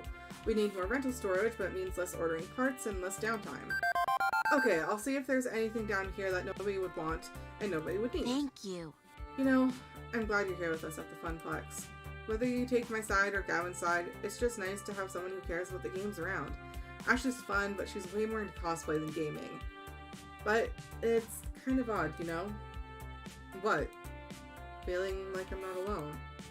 I know that sounds dramatic, but I'm so used to toiling away in my little workshop with Ashley and Gavin not really caring about the things I love. They're kind enough to me, and friendly. Well, Ashley is. But ever since you showed up, I feel like there is someone with me. It's odd. I'm not complaining though. I guess it just takes getting used to. After years of feeling perfectly content to be alone. Away from strangers. Crowds. I mean, it's not really my thing. I don't like to network like Gavin does, or socialize like Ashley does. And now I'm making things weird, so I'm gonna stop there. Besides, I'm just about done taking inventory down here. How about you and I? Suddenly, shouting and stomping on feet from the floor above. What the? Sounds like there's a fight or something going up on there. I think we better go see what's what. Quickly, we hurry upstairs.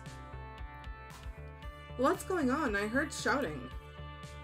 Hamza has ejected a representative of the Dark Carnival known as Deko's Palace from our midst, and not soon enough in Hamza's opinion. Oh, okay, I guess everything's fine then. Excuse me, I'm gonna go get my work apron on, since we'll be moving games soon. Naomi, if you don't mind, after you change, we should coordinate our wish list. I want to get that settled before the auction begins. No, don't leave me here alone with the Bacchanalian Orgy Master.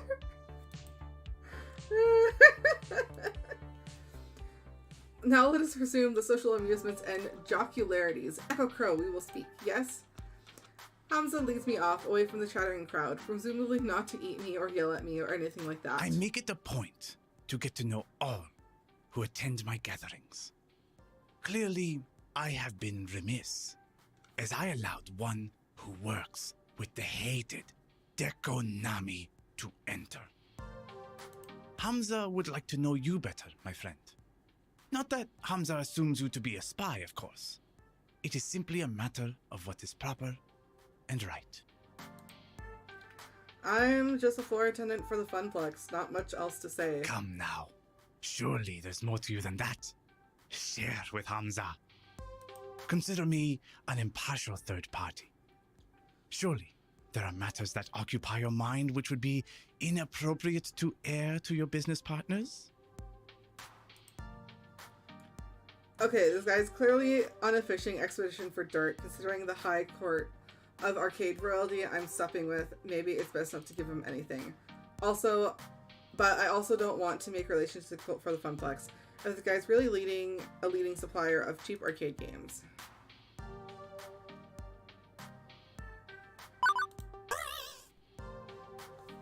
Between you and me, I'm the child of a prince, ruler of an ancient and exotic kingdom. I'm in hiding from an international conspiracy of assassins. I was blessed with a birthmark in the shape of Cupid to marking me as the chosen gamer of gamers.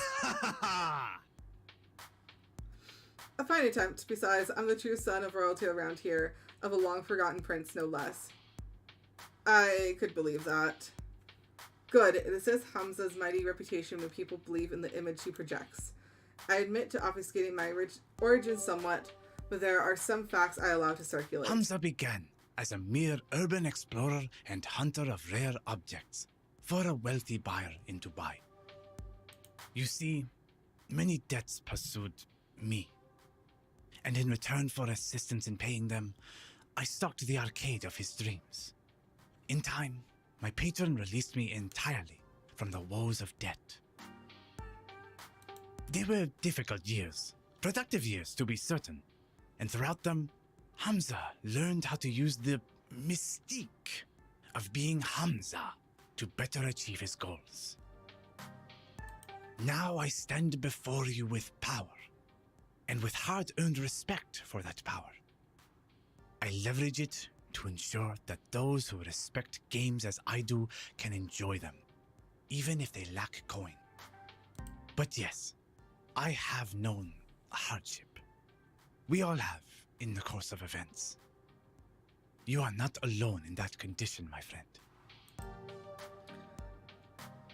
Okay, so how do I get out of that condition? Do I need to indebt myself to a wealthy prince or something too? No. You will need the will to dream and the will to work. The will to make the trade-offs that will bring you closer to your ambitions. Francine was mentioning something about that earlier. Wisdom and beauty, that is Francine. I'm trying not to make trade-offs though, not to settle. My parents, they gave up on so much just to barely scrape by. Ah, that is a puzzle, is it not? What to trade? Allow me to regale you with a story. Hamza makes a sweeping gesture to the beautiful ruin of the Donna Wood mansion and to an oil painting hanging on the wall. At one time, Donna Michaels was a star on the rise. She had all she could ever desire and indulged in her desires all day long. But so indulgent was she that she failed to maintain the work that brought her there. After her second album didn't meet expectations, she lost interest.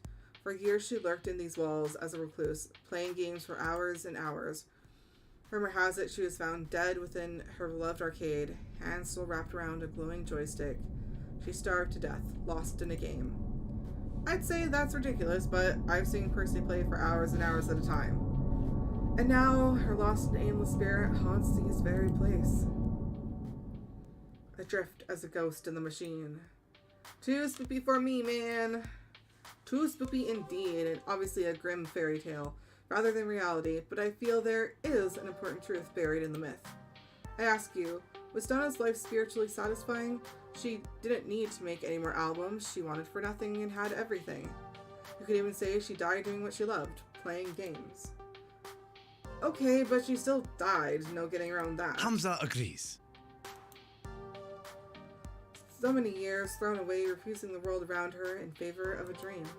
A dream is a lovely thing, Ekko Crow, but you must balance a dream in one's hand and the world in the other at all times.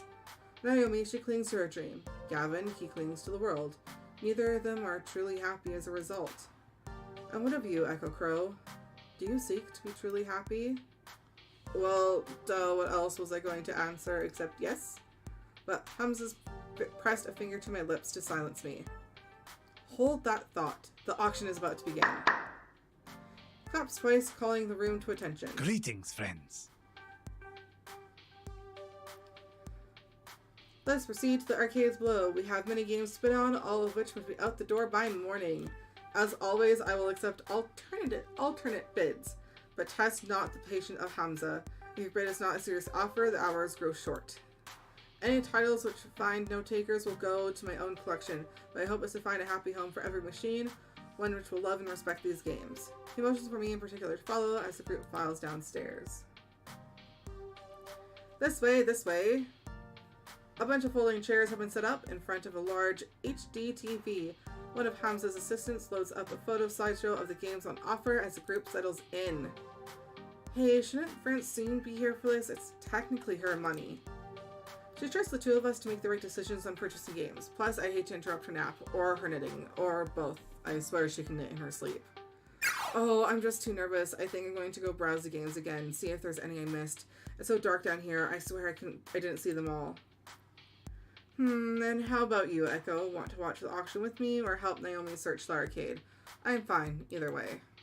Ultimately, you're here to help us lug our purchase out the door, so do whatever you like.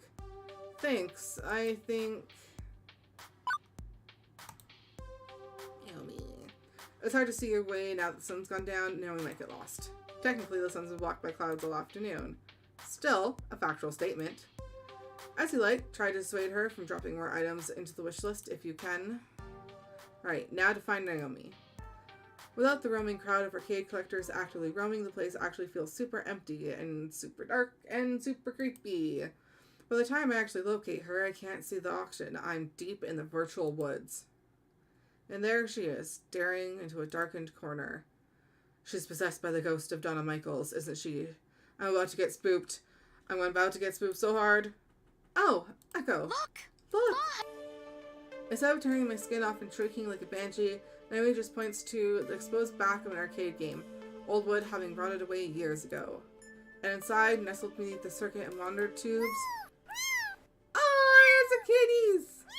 The kitties! I feel a burning need to post a picture of this to the internet. Yeah, I already took care of that. Amazing. Well, okay, as long as someone did. Huh. The cabinets back here have a lot of water damage and wood rot.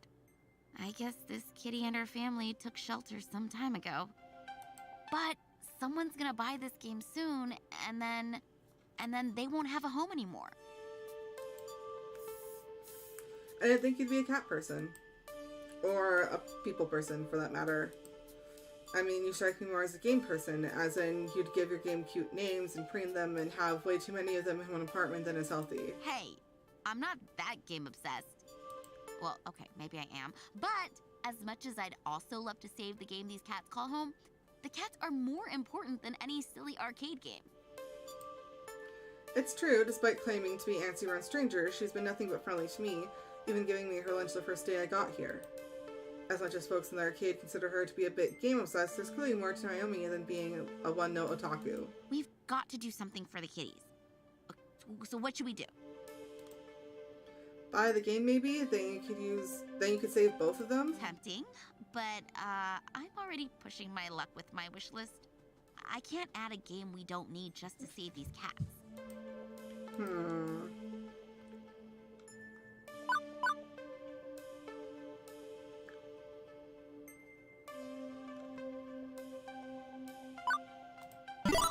Let's focus on getting them safety before the games start moving out. We can sort out adoption or shelters afterwards, whatever is best for the cats. For now, we need to get them out of here. I guess you're right, but how do we safely move them? Oh, I don't want to mess this up. What do we do? What do we do? Naomi, we have the internet. Right. Thanks to the wonders of the information superhighway, Naomi got the instructions we need in seconds. Didn't even need an iris backing her up, thanks to speedy tapping. Right, okay, we're going to need 1. A cardboard box large enough to fit them all. Not a problem, there's plenty of boxes around here left behind by movers and liquidators. 2. To avoid being scratched up, heavy gloves. No problem, I brought a pair from the Funplex. Was expecting to use them to haul giant wooden game cabinets around. 3. Some food for the trip. They had turkey up at the buffet table, right? Just basic breast meat should work. Water, too. Lastly, we need bedding of some sort to line the box. A blanket or something. I wouldn't trust, like, the curtains or anything in this crappy old house. Could have bugs or worse. I might know where I can get a blanket upstairs. Right, pass me your gloves. I'll get the box. You go grab the food and the blanket. It's Operation Kitty Rescue, go! Right, it's up to me now.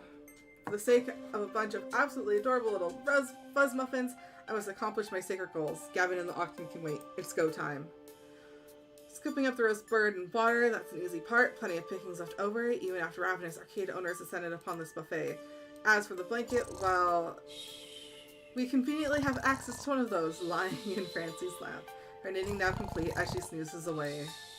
I'm reasonably certain she wouldn't mind me appropriating this for the sake of some cuddly little kittens, right?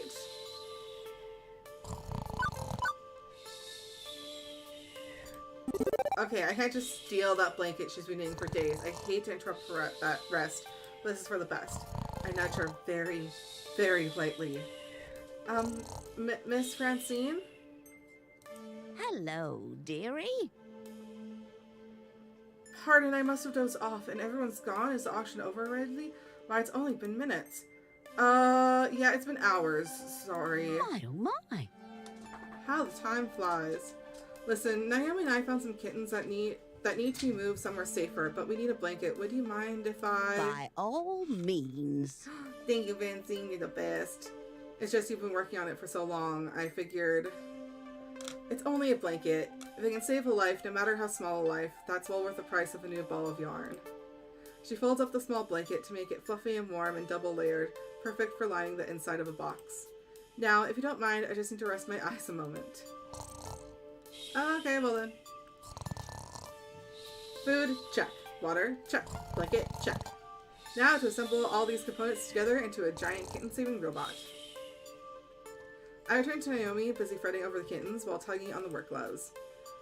Not long now, cuties. Not long before we find you a new home. Ekko's Kitten Rescue Service at your service. Oh, say that's a pretty nice blanket you found. Wait, isn't that Miss Francine's blanket? It's cool, it's cool. She volunteered it for the cause. Okay then. Oh, I hate kittens. Actually, moving the cats is trickier than I thought it'd be. The gloves protect Naomi from scratches, but coaxing them out means tempting them with food and water and being very patient. And soon enough... Oh, so cute! Oh my god, that's so adorable, I want to die. That's right, did you hear that, kids? You're so adorable, Ekko wants to die. Weird.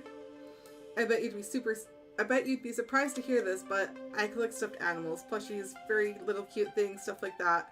Not all my toys have plastic buttons and vinyl team molding along the edges and run-on quarters. I'm not that surprised. You like cute stuff. Yeah, before I found arcade games, I had quite a collection of dolls and plushies and stuff. My relatives would keep showering me with random toys when I was a kid.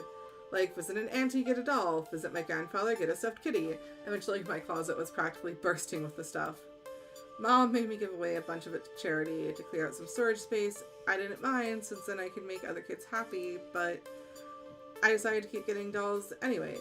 Not even to play with, just to have. Even as I grew up, if I spotted something that matched my aesthetic, it became mine. These days I wake up, see that collection with all those googly eyes and button eyes and stuff, and well, it brightens my day, you know? So but beautiful. Real kittens, and so many of them? These are gonna brighten a lot of people's days. I definitely need to share more online photos of these little kitties, but for now, I'd better babysit them. Don't want any kitties wandering off. Still, her arms must be getting tired as she set the box down for the time being. Sorry, Ekko, that means I can't really help move our purchased games. You okay doing it with Gavin instead of me? No problemo. Thank you. You stuck by my side all day, even when you didn't have to. Heck, you're even here instead of Ashley. You didn't have to do that either. Why did you want to hang around me all day anyway? Honestly, I wanted to spend more time with you. I really admire how much you love these games, and I just think you're pretty and so enthusiastic and so positive, and it really brightens my day to have you around. I guess it brightens my day to have you around too. But the auction's going to be winding up soon-ish, so I should take these kitty upstairs to wait with Francine and look after them. Would you mind finding Gavin and telling him where I am? Sure thing. See ya! She scampers off to take the cats upstairs where it's warmer and brighter. Right, back to Gavin. Although finding my way through this maze in the dark is easier said than done. Well, no point waiting around one foot in front of the other. As I walk by a game, the screen lights up. I freeze in my tracks as my hand accidentally brushes past the glowing joystick. It seems familiar, like something from a story I heard once. Hamza. Hamza's Tall Tale. He said Donna Michael supposedly died while playing one of these games. A game with a glowing joystick. I should walk away. I should go. I have official Funplex duties. I've been very good about not gaming when I should be working. But someone's already started a quarter. The game is ready to play. Just one game couldn't hurt, right? Just one game. I want to play the game. Ah! Why is there no off? Why do I only have to play a game? I don't want to play a game. I don't want to play a game, but it forces me to play the game, play the game. Play the game forever. This isn't real. It can't be real. I'm in there. That's me. It's just a game I have to play forever. None of this is real. Okay, got Juniper there. I mean, strange people, getting into trouble. You stay safe, Ekko, believe me. Trust me, believe in me, I can help you find your dreams. All you have to do is everything I tell you to do. You depend on me, you need me, and you'll always depend on me, always need me. I'll see to it by making sure I control everything in your life for your own good. Harpy used overprotective. It's super effective. I'll hide the truth from you. I'll keep you away from every chance you have to better yourself. I won't let you leave me. You always need me. It's not real. It's not real. Harpy used Dandai. It's super terrifying. Oh, Juniper, stop it, please. You agreed I was right to hide the job room key at my office from you. I was right. Everything is fine. You'll never doubt me again, right? And if you do, I'll beat you until you understand. The game. I have to win the game. I get this feeling that if I don't win, I'll never get out of here. Something's wrong. I know Juniper's not a control freak. This isn't like her.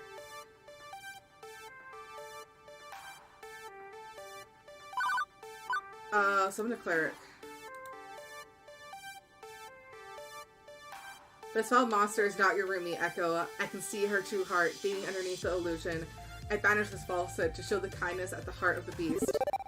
Cleric used empathy. It's super compassionate.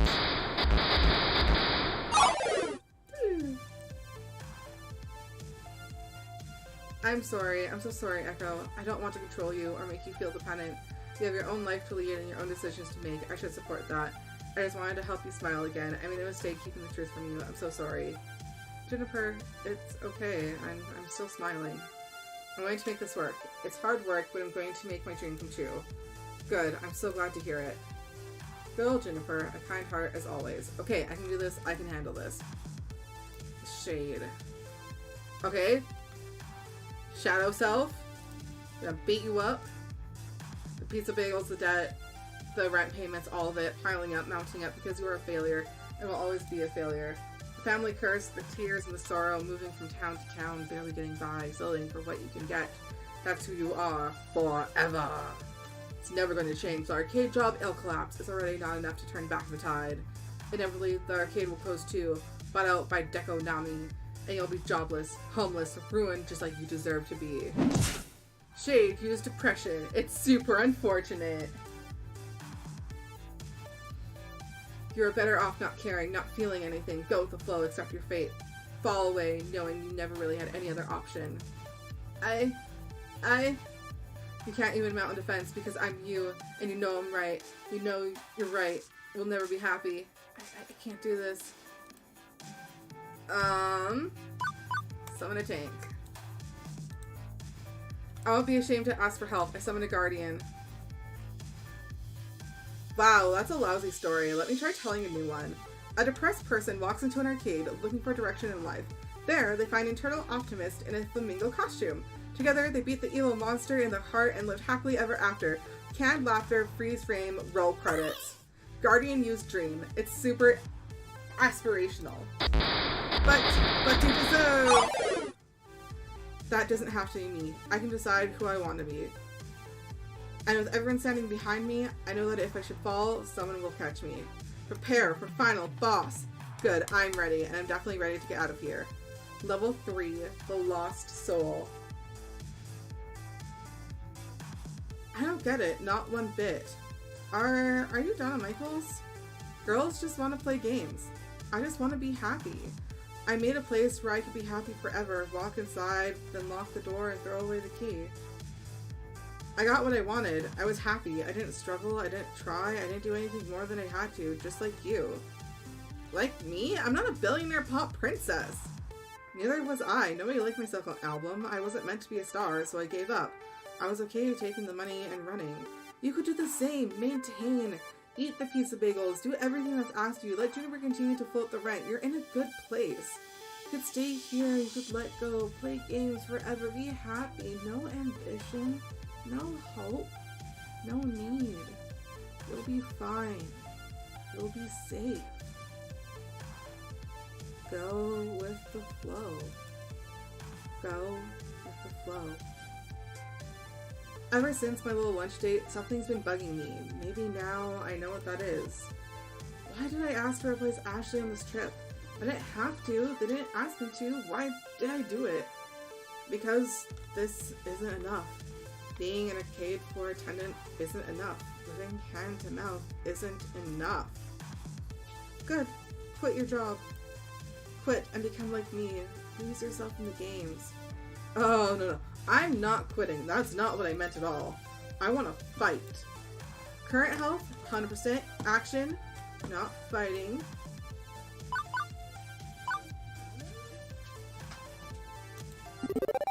So many wonderful people call the Funplex home.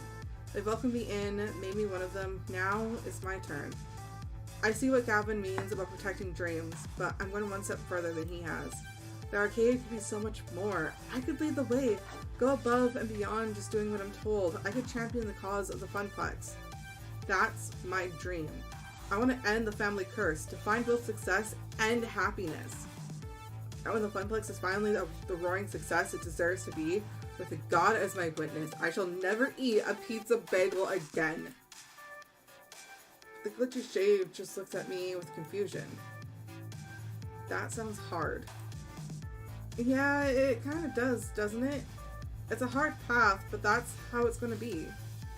No, I don't think so. I think you need to stay here with me. You need to play games forever. That's so much easier, isn't it? To just let go. I can make you see. I can keep you here, drag you down, tear you apart. I eye my health bar nervously. It's still full, but that could change. I don't think Polybius is happy that I'm not giving in. I can't risk a fight with Donna. I need to get out of here. Prioritize my survival. Or do I want to try to save Donna too? This is risky as hell, but no one deserves to be trapped inside a video game forever. Assuming I'm not just wildly hallucinating based on Hamza's spooky story taking root in my mind, I know this is actually real in the slightest. Donna, I'm not staying, and you don't have to either. Polybius is making you feel this way. It's taking advantage of you, leveraging your depression. I know, because I've been mired in depression too. And I know if I can beat it, so can you. Nobody wanted me. They hated the second album. They moved on. Why not play games forever? Why not lock the door behind me? Nobody cared. Nobody cares.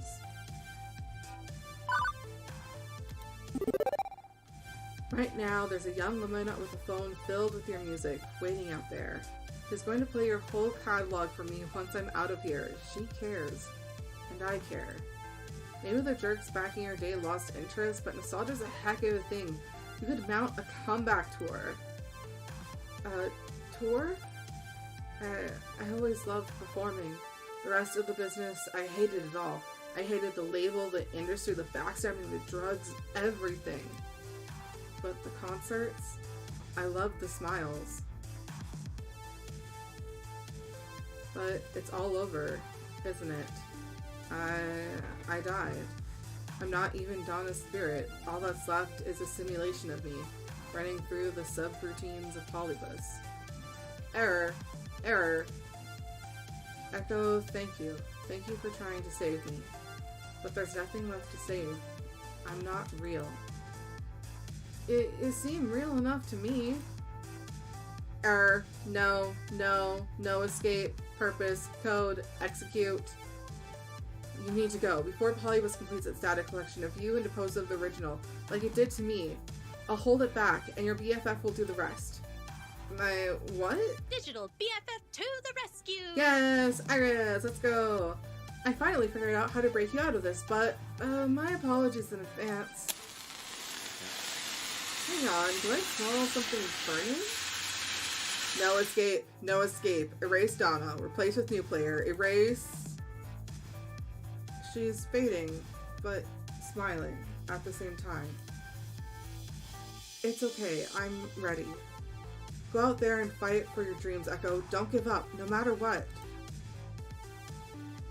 I saved her as best I could. At least she escaped, in her own way.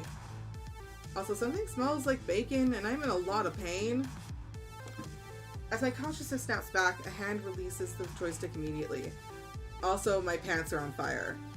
On instinct, I kick off my shoes and yank my jeans down, getting rid of them as fast as possible. Stamping on them, I quickly put out the flames, leaving only smoldering denim and the melted remains of my phone. Iris, oh no! She sacrificed herself to save my life. Wait, no, she lives in the cloud. She'll be totally fine. Still, I'm out of phone and possibly have first degree burns. And I'm backing the hell away from that demonic video game as fast as possible. Quickly, I restore the sound of people talking and catch up with Gavin. Gavin! Greetings. Where are your pants? Not important right now. You need to put a bid down on a game called Polybus so we can destroy it before it hurts anyone else. What? Look, it's a long story and we didn't have much time, so if you wanted the game, whatever it is, you should have put it in the wishlist. They're bidding on it now. What? Sold. One rare Polybus prototype for an undisclosed sum to an undisclosed bidder. The woman who hadn't said anything all night long nods her head in appreciation, still expressionless. Thank you for your cooperation. Two similarly dressed men in black rise from their chairs, departing with the woman, presumably to go box that game up and put it in Warehouse 13 or something. But Hamza, wait, you can't. Hamza's hands are tied. All sales are final. This one, in particular, is extremely final. Hamza does not seek to cross federal authorities. Yeah, I'm thinking maybe I should let this one go too.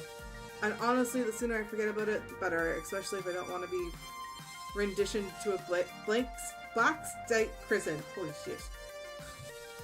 Especially if I don't want to be renditioned to a black site prison at an undisclosed location. I feel the need to emphasize that you aren't wearing any pants. My phone caught fire while it was in my pocket. See, this is why I don't like smartphones. They're privacy invasive, overly expensive, and occasionally combustible. An unfortunate incident indeed, but as a hospitable host, my course is clear. Hamza shall provide you with his pants. That is extremely not necessary. Fortunately, rather than whipping off his trousers right then and there, Hamza summons one of his helpers with a clap and provides a spare pair. Why do you just have pants on demand? In my line of work, one must be prepared for all eventualities. Cool. Now, an apology for being unable to provide you with the game you sought after, or you sought. Perhaps Hamza can offer you something special in recompense. My friends, the final 3 games were auctioned, all rare, all special, all highly sought after by collectors and operators alike. Only a few prototypes were ever made, released to test markets, none of them made it to the mass production. What you are about to see are rare gems of arcade history. Ekko, you may make a priority bid on any one of these games of your choosing. I glance at Gavin, who's shaking his head lightly, confirms we are officially out of bidding power. Not that I really care. I can't think of any obscure games I'd really want to add to Funplex, but better to accept Hamza's apology and take a gander at them. Sure, let's see them. With a click of a side, I see... Behold, Phrase Invaders, Wyvern Keep, and Zombie Meltdown, all in mint condition. All three are sought after endlessly by collectors, and now you can bid on Phrase Invaders, a unique typing-based game from the land of the rising sun, Japan. Defeat the alien menace armed only with a keyboard. Wyvern Keep, a much sought-after Laserdisc full-motion video game. Play Princess Plucky and rescue the fair prince from the clutches of a terrible beast. And finally, Zombie Meltdown, a classic 1984 light gun shooting game where you save the president from the red threat of radioactive mutant zombies. Tell me, which of these rare games sings to you? And what can you offer Hamza in return? I'll allow you a few moments to ponder your desires. Are you done yet? I've been waiting upstairs for ages. Why are you holding a box of kittens, Naomi? Oh, I found them hidden in an old arcade cabinet. Francine and I are going to take them to a shelter. Wow! Wait, is that Phrase Invaders? OMG, I've never seen one in person. I could destroy that, really make it shine. Please, please, please, give me a bit on it. Doubtful. Even if we had the money, a quirky old Japanese game with weird controls won't earn a single token. Now, Zombie Meltdown, that's another story. Everybody likes a light gun game, simple controls, simple premise, they'll earn and earn well. Ugh. Way too violent, gross, and jigoistic, and immature. I guess Wyvern Keep would be okay too, with protagonist and 50 cents a play. It sounds cool, but work for both of us. I suppose.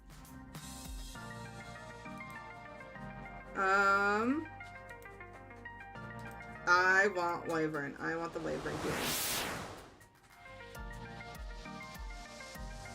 Before the curse kicked in, every summer we'd go to the beach and there was this arcade.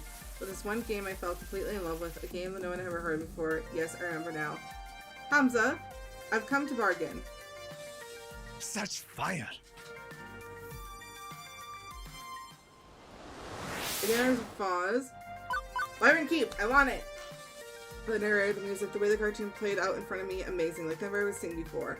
I traded tips with other kids at the arcade, trying to master the sequence of moves to win the game, and eventually, I beat the Wyvern. I rescued the prince, the first kid in the arcade to do so. My parents were so proud of me.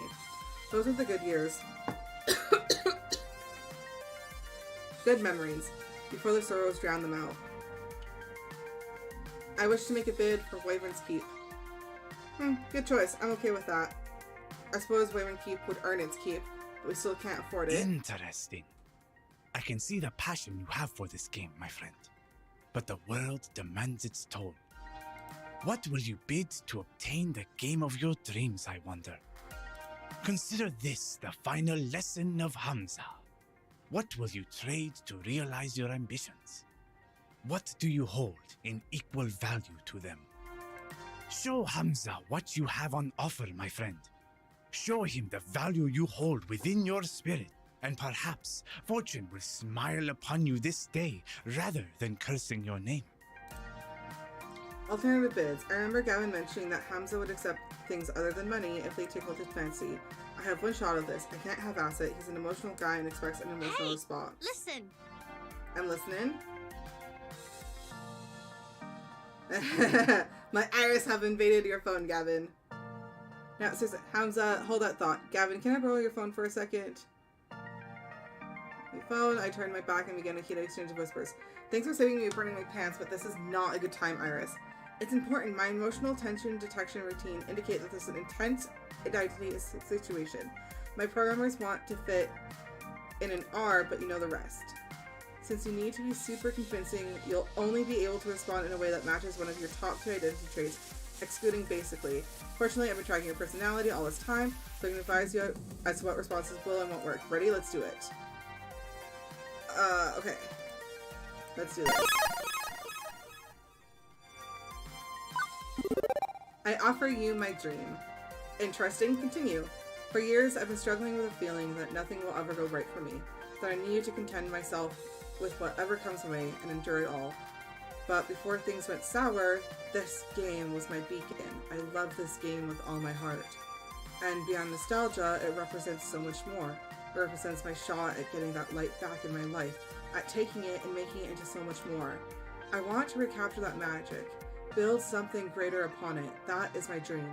Will you help me realize that dream, Hamza? So Such fire! Yeah! I get the game! Let's go. Prize unlocked. Use the magic sword. Oh. Aw, Ekko, that was so sweet of you. I'm just happy we're walking out of the door with a free game.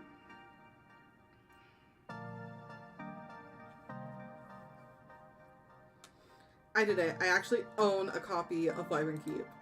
Every kid dreams of owning their favorite arcade game, and every kid thinks that dream will never come to pass. Owning an arcade game, only the ultra-rich can do that. But I did it. It belongs to me and the Funplex. And this is just the beginning. But for now, better to focus on the present. With the auction wrapping up, the Funplex team works to move our purchases out to the van and attached trailer. Fortunately, the rain stopped, making the labor a wee bit easier. Soon enough, we're back in the van and on the road to home.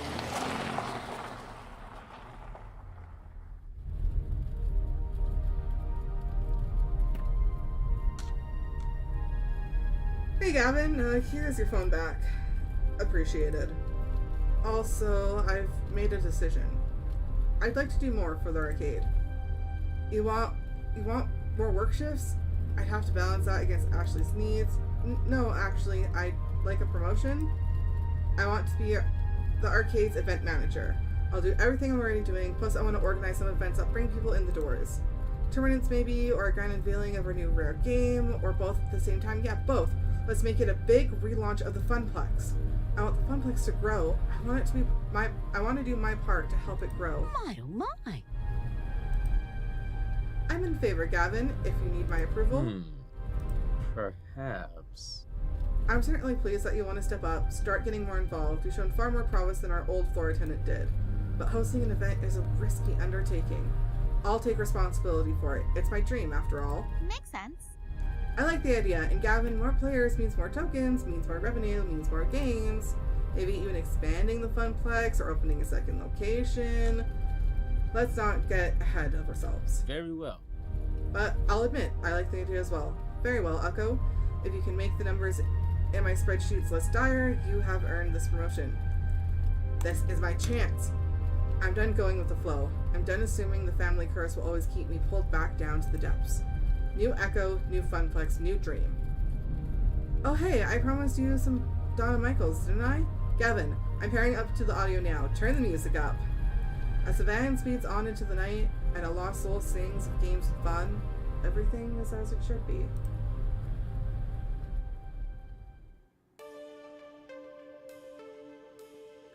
Juniper was waiting for me when I got home. She was worried I might be mad over what happened this morning, but how can I be after everything that happened today? I need to move forward, past missed opportunities and towards the opportunities I'm making for myself. I also had another surprise waiting for me, a brand new phone all wrapped up in shiny plastic packaging. After activating it and reinstalling all my apps, I loaded up Iris, logged into my account. She was right there waiting for me in the cloud. You really scared me back there. It was like you were in a trance. Despite the warm feelings over how the night ended, one thing is still eating at me. Iris, what was Polybius exactly?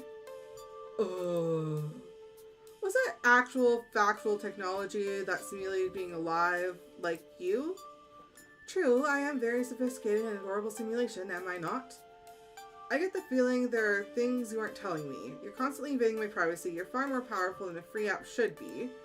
And apparently you can overload my phone battery and make it explode, which is worrying, to say the least. Ooh.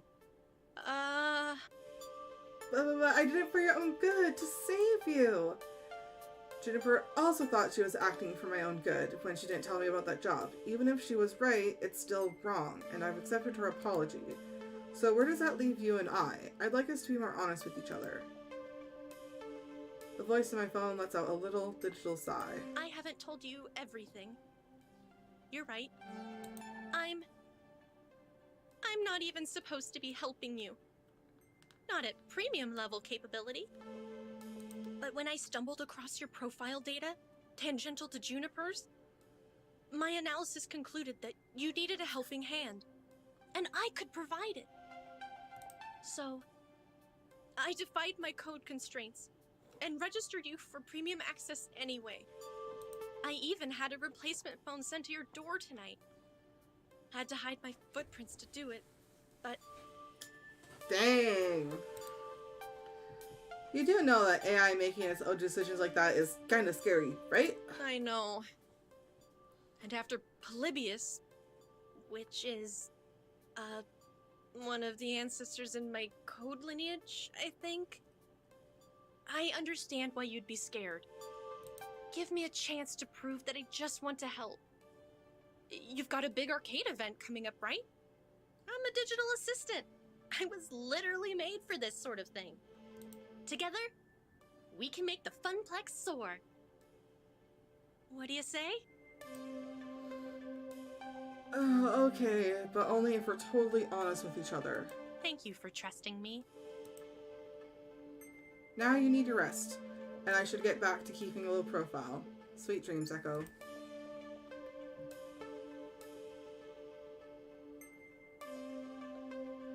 Risk and chance, daring to dream. I could have walked away from it all, taking the easy path like Donna did. But even with the questionable pocket AI and the heavy task ahead of me to make a tiny arcade into something grand, I was ready. It was time to take it to the next level.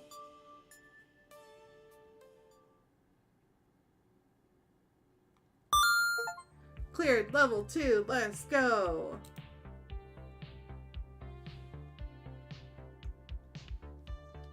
Maxed. Look at that. Personality solidified.